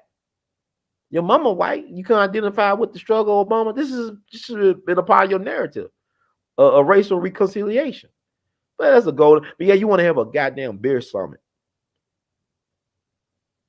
Yeah, that's who you are. Reaching for the low-hanging fruit. And you know our people, we just love the symbolism. We love it. Oh, Lord Jesus Christ, the symbolism is off the hizzy for shizzy by easy. Anyway, what I want to read. It is so liberating to know that people really want to see me fail. And I'm not going to fail. I bounce back like round ball. Oh, my God. I'm on a different level, man. This is funny. But I'm going to read this article about a brother who benefited from the generosity of the Donald. He freed all these prisoners and stuff. And Donald, to me, he can identify with the black man struggle more than any other president in history. They treat him just like a nigga. No matter how much money he got and what he's achieved, he's nothing but a nigga. He's an orange, Fanta, Cheeto looking nigga. I never seen a president. Y'all talking about Obama wasn't treated like this. No president in history had been treated like a nigga like Donald Trump. My nigga. What? Yo nigga. Jack Johnson treated like a nigga. You the heavyweight champion of the world. You can't sleep with white women. Oh Lord, you eat white meat chicken. You can't have that other white meat. You can eat pork chops. You can't have that other white meat, Jack. But you the heavyweight champion of the world. Why you can't have the other white meat? You should have what you want. You can have whatever you like. I'm trying to find this article. And I'm gonna close it out with something y'all ain't think about either. And this would be a classic. Why I can't find that article when I need to find it, man. Boy. Are you ready for love? I know I am. Let's see. I'm trying to find it. I think I'll find it. I'm trying to find it. But it's an article I want to read because I want to give Trump his due, man. Because Joe Biden said he ain't gonna do nothing for black folks. Remember he had that Zoom call with the so-called black leaders, the black stepping fetches, all them. And he told them, I ain't gonna do nothing for y'all. Y'all need to work with the brown people. Y'all need to work with them Latinos. I ain't doing nothing. He said, I ain't doing nothing for you Negroes. You ain't getting nothing from me, man. Nothing, man. Get nothing from me, man. Okay, this is a Newsweek article. Brother named Craig Scott, he said, Trump released me from prison under the First Step Act. He has even more street cred. This guy, I got to read this. I love when I read this. This the Craig Scott, formerly incarcerated actor, militant activist, and filmmaker. This came out August 25th, Black August 25th, 2023, baby. So this is what he said. He said, in the early 90s, I was a militant activist and bank robber. I saw myself as a black Robin Hood, stealing from white-owned banks to fund black cultural events. Damn, we need him from We All Be. Damn, I wish I was caught and sentenced under then Senator Joe Biden's 94 crime bill to an unheard of 52 years. Though I was a first-time offender and no one was hurt during any of my robberies. And I was released by Trump's 2019 Criminal Justice Reform Bill, the First Step Act, thanks to Trump's prodding of Congress to reverse many of the draconian laws written and supported by our current president. The former president freed 5,000. Let me say this again. The former president freed 5,000 incarcerated people like me from outrageous sentences. Yet he is now facing the possibility of serving a sentence of his own. As I watch former President Donald Trump get perp walked and mug shot at the Fulton County Jail in Georgia, I couldn't help but notice the deep irony. The same criminal justice system that Trump made radical reforms to is now being used to discredit him and hamper his chances of winning the presidency for a second time. I said 3 times. It'll be the 3rd time he wins. None of us who have benefited from Trump's radical reform of the criminal justice system under the First Step Act are blind to that irony. But it goes beyond that. Trump's repeated run-ins with the law and what seems like an unfair obsession with catching him and punishing him disproportionately for his so-called crimes reminds a lot of us of what was done to us. From where I'm sitting, the events of this week will only increase Trump's street cred, especially among formerly incarcerated voters. Having experienced being arrested and booked, I can tell you there's no such thing as a good-looking mugshot. Seeing Trump's has an especially impactful meaning to people like myself, formerly incarcerated individuals who languish under disproportionately harsh sentences. Many critics of Trump interpret his arrest as proof that he is unsuitable to return to the White House. But to my eyes, as I still struggle to repair my life from the damage of serving an unjust sentence, this is evidence that he may be just the right person for the job. He's literally been in my shoes. No other president can brag on that. And believe me, he will brag about it. Such boasting will not fall on deaf ears. This is the 50th anniversary of hip hop. Donald Trump is one of the most probably talked about people or subject matter in rap history. So it makes sense he'll be a brag. And he's from Queens. I tell you all the legendary hip hop figures from Queens, right? Nas, Mobb Deep. I forgot to mention them guys. There's a couple of guys out there. He's from location. The U.S. is still leading the world with our incarceration rates, but like many of those incarcerated, I have now re-entered society and have finished serving my probation, which permits me to vote in the next presidential election. The same can be said about those released in the state of Florida, which has restored the right to vote for many returning citizens.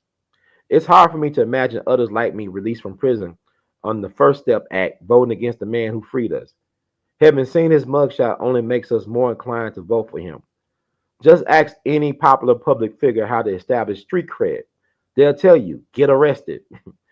Trump's credibility doesn't just improve among the formerly incarcerated. Let's face it, Americans love an underdog. What better way to make a billionaire relatable and counted among the disenfranchised than to have him targeted for criminal and civil prosecution? At the end of the day, these repeated arrests may end up having a very unintended consequence.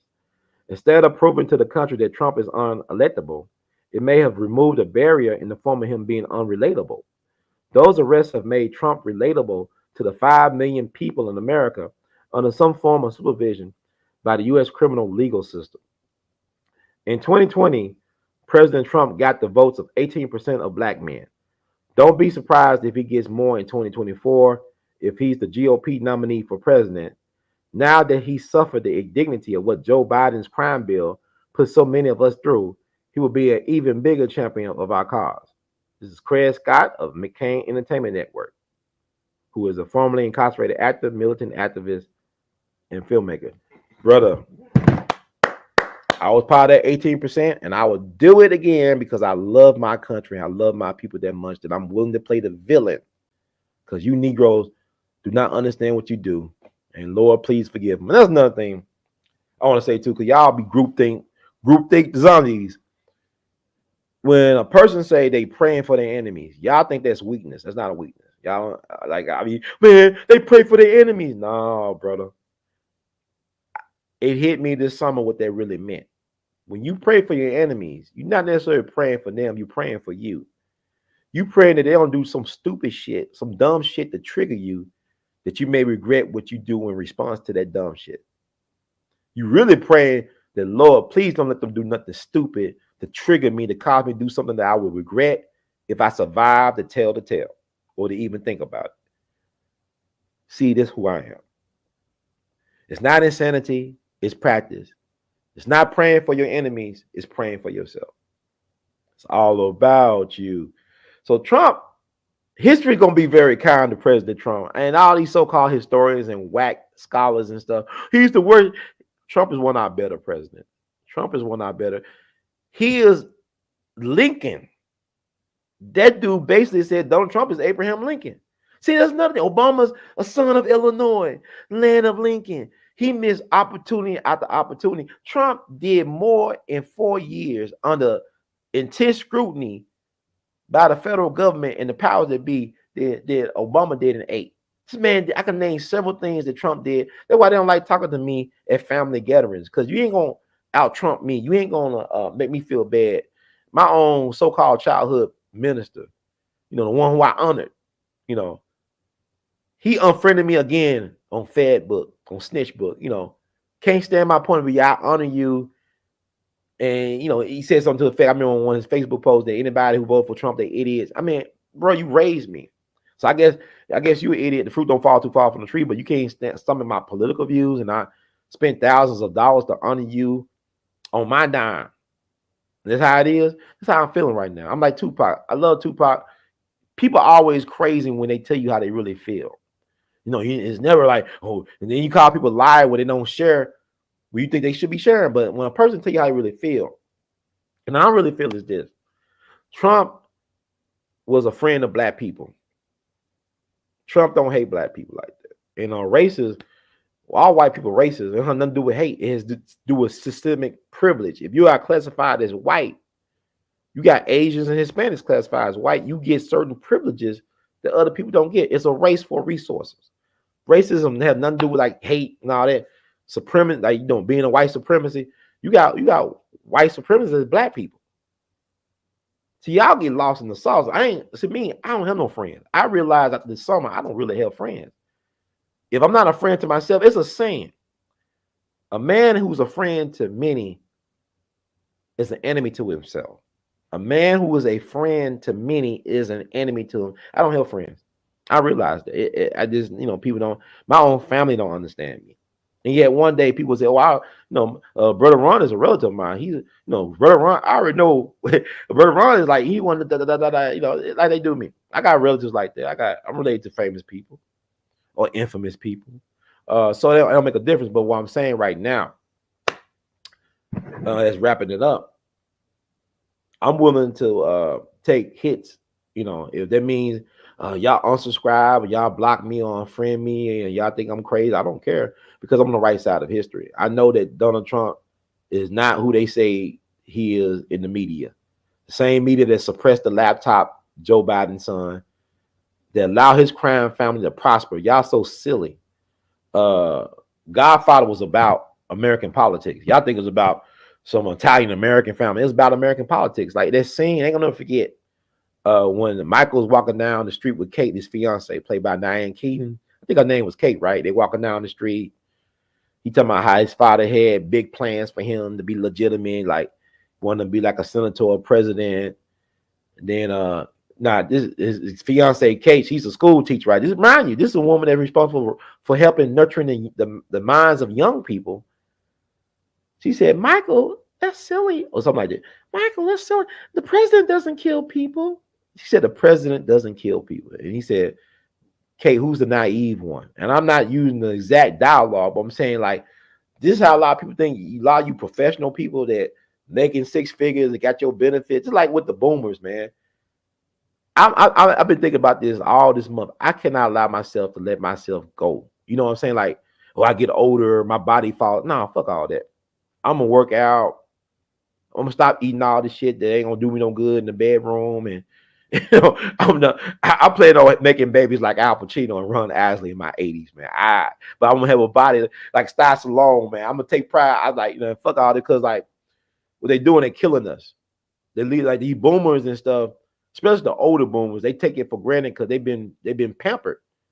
They didn't have to deal with no high student loan debt. They didn't have to deal with certain things. They had a job where they could work 30, 40 plus years at one job and support a family of four. Wife could stay at home, raise children. Them days are gone. So I can't take advice from people who don't know what it is to tough it out and not to have a lot of support, especially from the government. I can't take advice because I'll be dead, because a lot of them dying, a lot of them bodies falling apart. They up there want to depend on people. I said, well, should been a better father to your child. Should been a better mother to your child, because you didn't think you're going to get old and be dependent on these motherfuckers. Now these kids don't give a damn about themselves. So what do you think you don't give a damn about your old ass? See, it's the hate produce. So this is where I'm at right now. I'm taking better care of myself. I'm going to let bygones be bygones. I pray for my enemies. That's all I can do. But what I'm going to say, let's talk about Jack Johnson and what else Donald Trump, what else they value. Donald Trump, right? What's the connection between Donald Trump and boxing? I got this smartphone. I'm tired of doing all this research and people not taking advantage of it. When they taking advantage of me, I got to be free, man. So it's Donald Trump and boxing, right? So yeah, I gotta bring it home to y'all. Look at Donald Trump and boxing.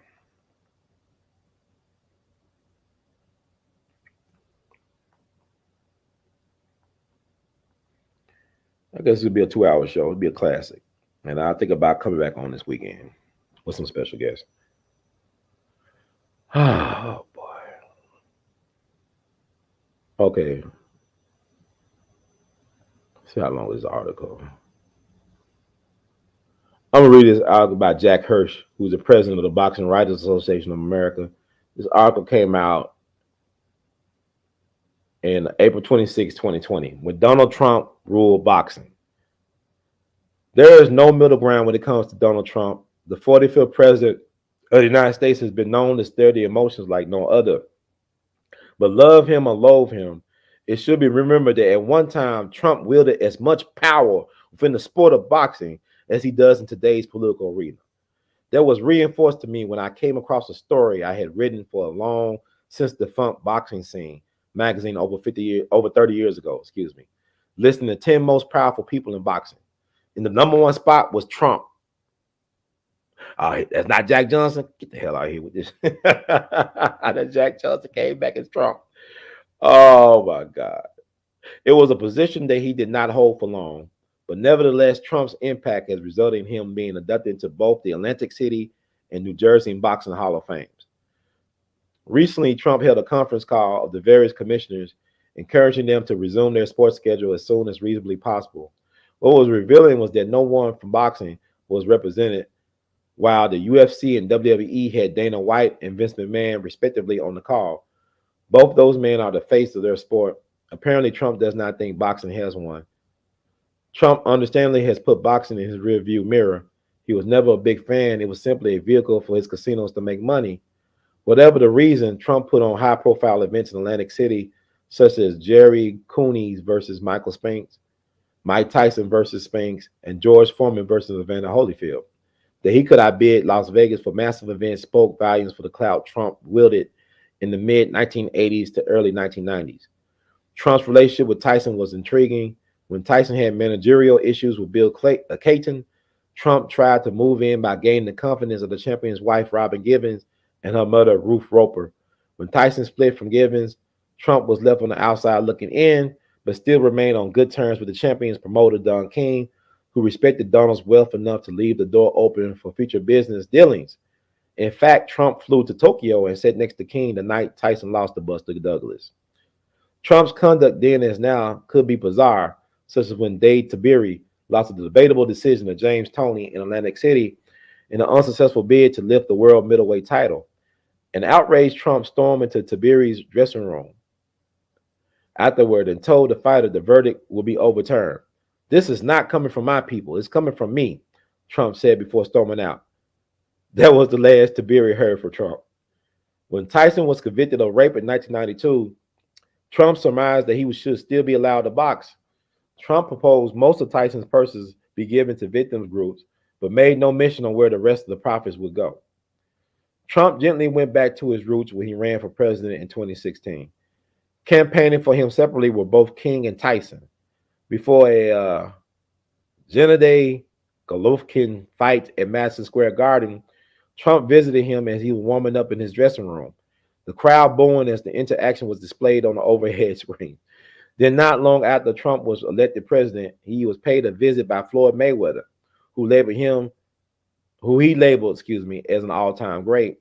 And of course, there was the pardon Trump gave to Jack Johnson once in office. Boxing would be no more than a footnote to Trump's eventual legacy, but his impact at one time was undeniable. Yeah, that's Trump, man. Fascinating life. That's Jack Johnson, but y'all know him as Donald Trump. Donald Trump is Jack Johnson's revenge, man. Oh, it's hilarious. Oh my God. LeRon, what's going on? Your government just said they had UFOs and aliens, and y'all didn't know there was aliens. Well, you think you looking at NFL and the NBA and looking at these sports shows, and y'all saw the movie Man in Black? It's called predictive programming. You should already know there's been aliens among us for a while now. It's a lot of things. It's like you should know your government kill your leaders. Oh my God, it's like, they bringing a RICO Act against Donald Trump and the Trump organization, whatever. What about the RICO Act against the CIA for what they did in 63? Or the FBI, what they did in 68 and 69? I'm talking about, Jack Kennedy in 63 for the CIA, FBI, Dr. King, the gun that killed Dr. King came from the FBI. They knew that back in 78. Fred Hampton was killed by the FBI. 69. It's a lot of other things. But what I'm saying is the first black agent in FBI history. I know y'all say J. Edgar Hoover, but I'm talking the first one they identified as black.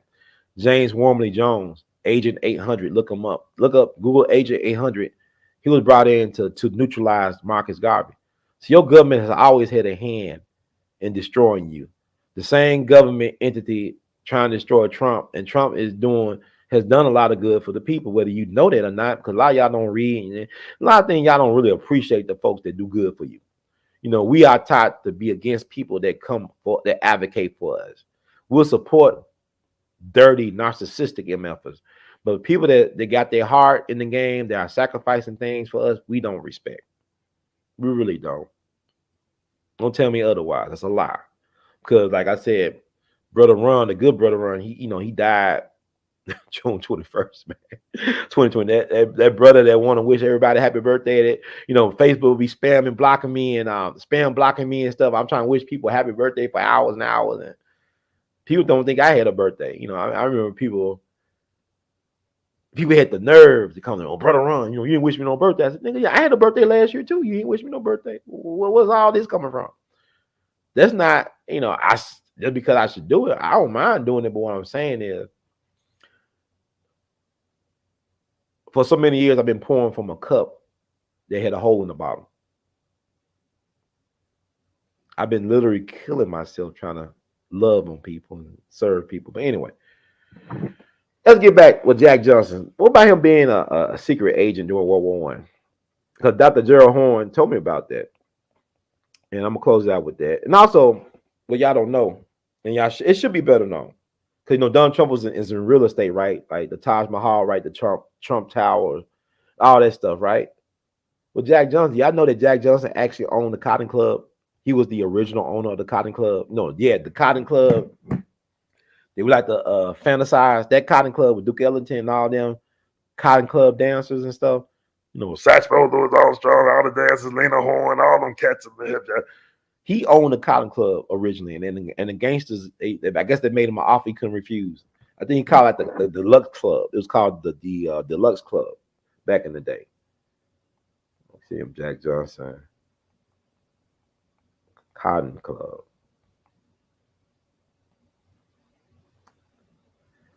Y'all could just do this stuff yourself. I'm just like Jack Johnson's Cotton Club connection. Okay. Read it. Okay, the Cotton Club, legendary night spot in the Harlem district of New York City that for years featured prominent black entertainers who performed for white audiences. The club served as a springboard to fame for Duke Ellington, Cab Calloway, and many others.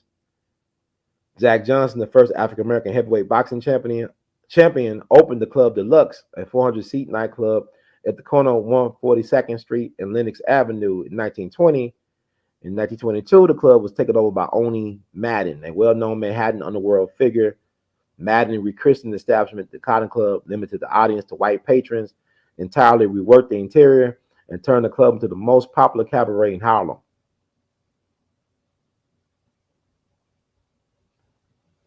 Okay, there you go. Oni Madden. And there's another thing. See, people want to talk about Trump. Oni Madden was an Irish gangster. His nickname was the Killer. He was known as a big-time promoter in the boxing world. He was a fixer in the boxing world. Big-time gangster in New York, ran a Cotton Club. They ran him out of New York State. Guess where he moves? He moves to Arkansas. Arkansas is something, y'all. Arkansas. It's called Arkansas. He moved to Arkansas, right? He rings from Hot Springs. That's his power base. Hot Springs was the Las Vegas of the day. Before Las Vegas became Las Vegas, Hot Springs was the place where all the gangsters would come and vacation and have a good time. They'd take advantage of the hot spring baths and gambling and all this stuff. It was like one of them towns that was like it's like Switzerland or something like that. Like only like Las Vegas, like the gangsters, like you from Chicago, New York, or Detroit, whatever your beef was back home. When you came to Hot Springs, you did not have your beef in Hot Springs. You left that back home. So y'all could be enemies back home and frenemies in Hot Springs, right? And keep the peace. So Oni Madden ruled Hot Springs and Arkansas politics for decades. And guess who's from Hope, Arkansas, who also connected to Hot Springs? President Bill Clinton. He used to play the saxophone down in the Democratic Hall down in Hot Springs, and his mom was the head nurse for Oni Madden. Yeah, I knew Oni Madden. Somebody asked Bill Clinton about his thoughts about Oni Madden. He knew Oni Madden. Oni Madden he died in 1965. Like I said, Bill Clinton's mom was one of his nurses at one point. So you talking about some gangster connections. Same thing with Hillary. Hillary had gangster connections, right? Her her mentor, Saul Alinsky, the one who discovered and groomed Hillary Clinton. Hillary Clinton is from a product of the Chicago mob. Saul Alinsky's mentor was Frank Nitti. Al Capone second in command. He took over for Al Capone and the outfit when Al Capone went to jail, prison for income tax evasion. The dude that discovered and mentored and trained and groomed Hillary Clinton, he was a product of Al Capone's guy, Frank Nitti. This is Saul Alinsky, right? So all these politicians are a product of some type of mob. Even Donald Trump, like I said, Roy Cohn. You know, Donald Trump was a businessman in New York. He's a contractor. You know, he's building buildings. You got to deal with the mob because they control the unions and stuff and contractors. So that's like, you know, you can't now, but Roy Cohn was a prominent mob lawyer. And there was a guy who groomed Donald Trump. There's like Saul Alinsky, notorious community organizer connected to the mob. He groomed Hillary. Only Madden, I guess, had a hand with Bill Clinton. Ain't nothing but a gangster party. So don't tell me about one being more corrupt than the other. You understand what I'm saying? Do you understand what I'm saying? Don't tell me about that. Because y'all not students of history like that. If you say, well, you know, this one's a saint, this one's a sinner, they all saints and sinners at the same time. It's the virgin whore complex. It's a virgin whore complex when it comes to American history, American politics, everything in America. It's a virgin whore complex. So let's talk about Jack Johnson being a secret agent and a revolutionary. Because Dr. Gerald Holmes told me about this, and the white dude in his clip, he talked about it. Like I said, I believe Eddie Murphy's character in the I Spy movie was based on Jack Johnson being a double agent and a boxer. I'm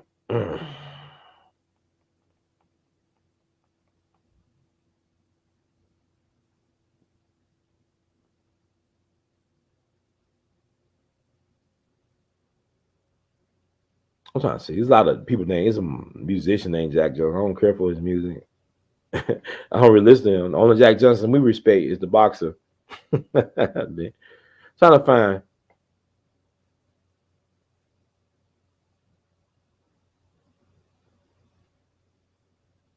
And you know, Dick Rick talked about how the movie King Kong was about Jack Johnson, right? I'm trying to find some information about him being a secret agent during World War I.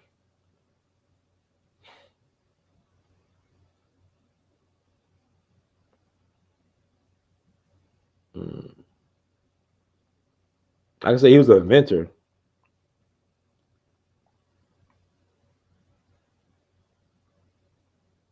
I'm just trying to look up something.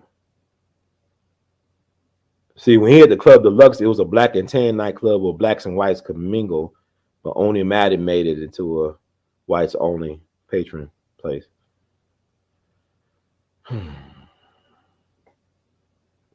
Jack Johnson, like, I guess Kanye West of his time too. They said Johnson's behavior was looked down upon some in the African American community, especially by the black scholar Booker T. Washington, who said it is unfortunate that a man with money should use it in a way to injure his own people in the eyes of those who are seeking to uplift his race and improve its conditions. I wish to say emphatically that Jack Johnson's actions did not meet my personal approval, and I'm sure that they do not meet with the approval of the color race. This is funny coming from Booker T. Washington. I'm gonna tell you why. It's a New York Times article from the 19 teens. Booker T. Washington was almost lynched in Central Park. I believe it was Central Park. Look it up, y'all.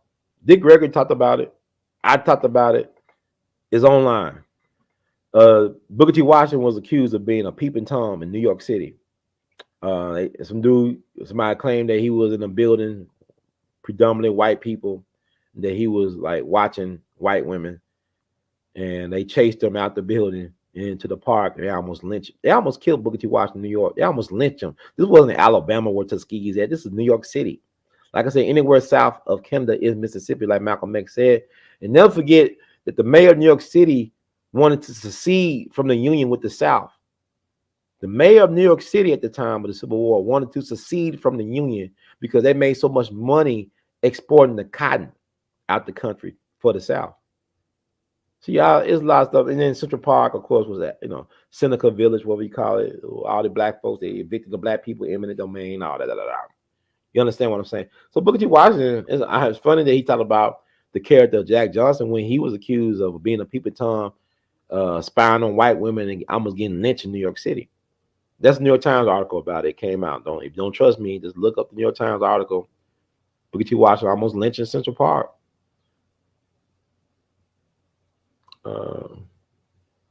Yeah, but he went to prison with messing with white women. That's about it. And it was consensual.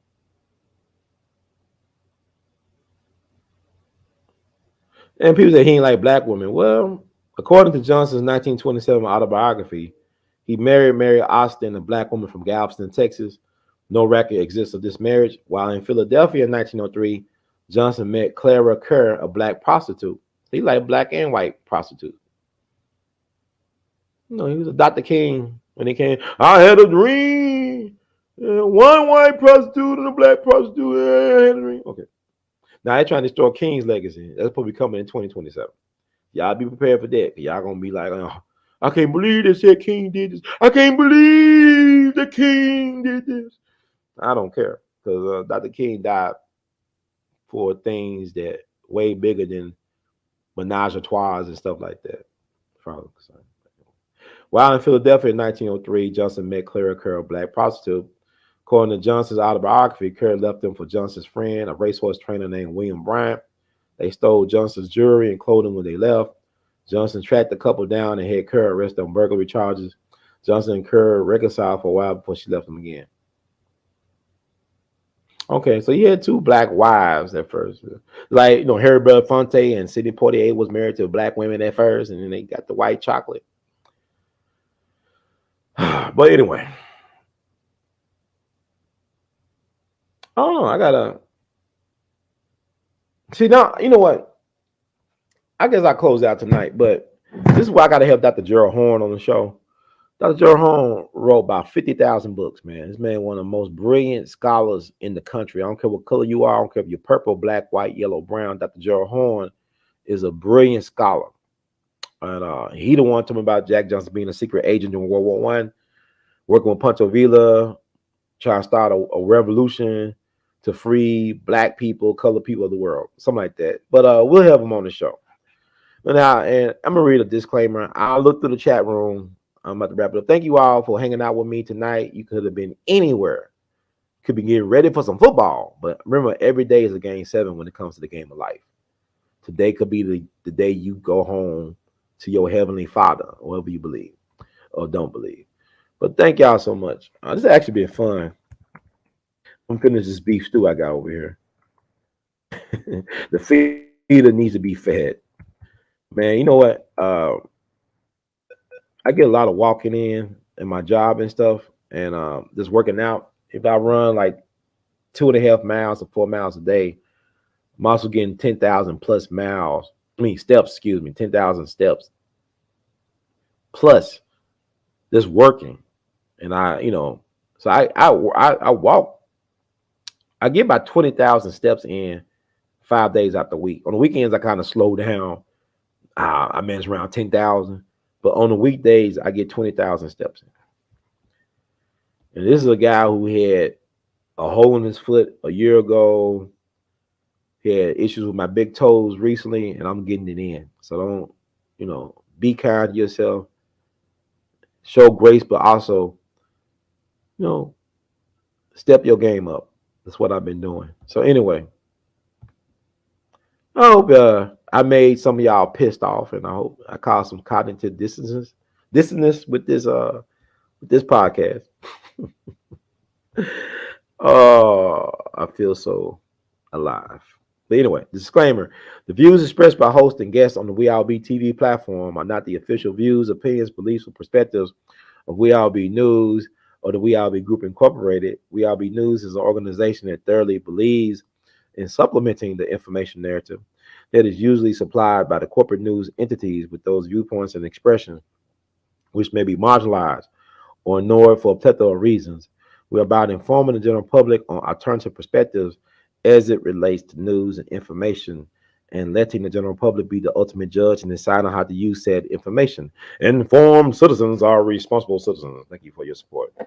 Yeah, I gotta be at work at 5 o'clock tomorrow, 5 o'clock in the morning. I go to work at 5 o'clock in the morning. My day isn't done until about 8 o'clock at night when it comes to work. But I'm still trying to work hard for my people. And I'm gonna read one more thing. I'm gonna look at the chat room. I'm gonna scan over it. I thank y'all for it's been a while since I've been on here like this. But I want to read one more thing about Life Path 4. Both Jack Johnson, Donald Trump's Life Path 4. Read from this one right here.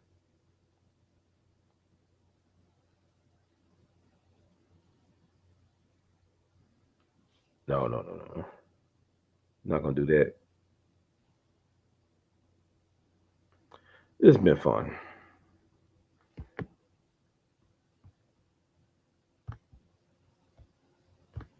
I feel like I had a lot of false stars wanting to do shows. I'm glad that we had a chance to do that show on Sunday. Really motivated me to come back on the air with you all to share stuff.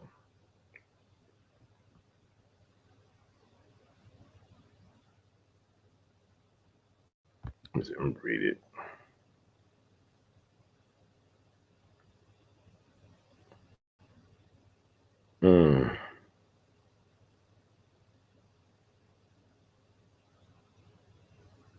Oh, let's read about it.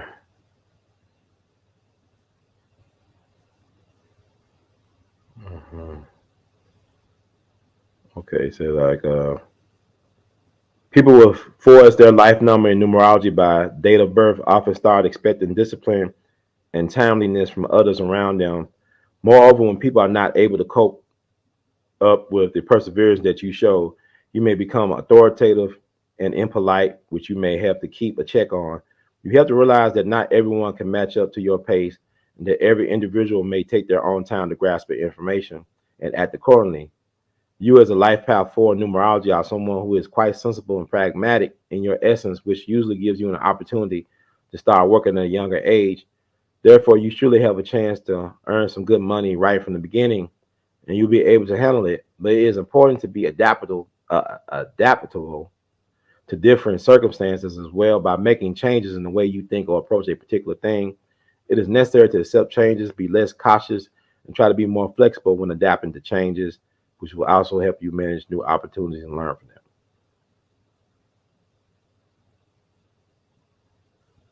Okay, and Donald Trump and Jack Johnson, they've been married several times to white women. So we all know that. So let me go into the chats right quick. We got over 285 comments. Interesting.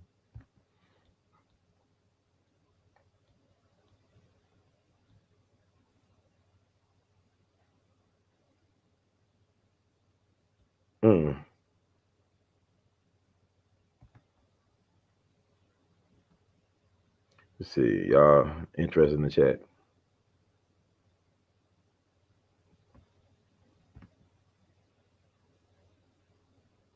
I appreciate you receiving it.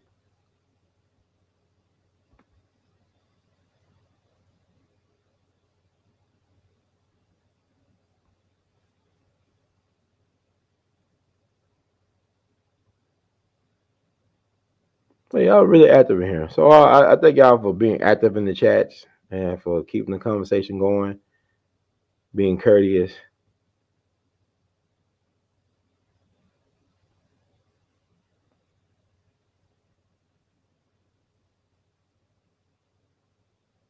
Okay. Yeah, you had a good chat. Okay, well, thank y'all so much for tuning in again when you fit in. This is your guy, Brother Ron, R2C2H to the artivist. I'm signing off for tonight. Know in the words of Great Duke we love you madly. And y'all keep on producing and pushing. One love. Ta-da!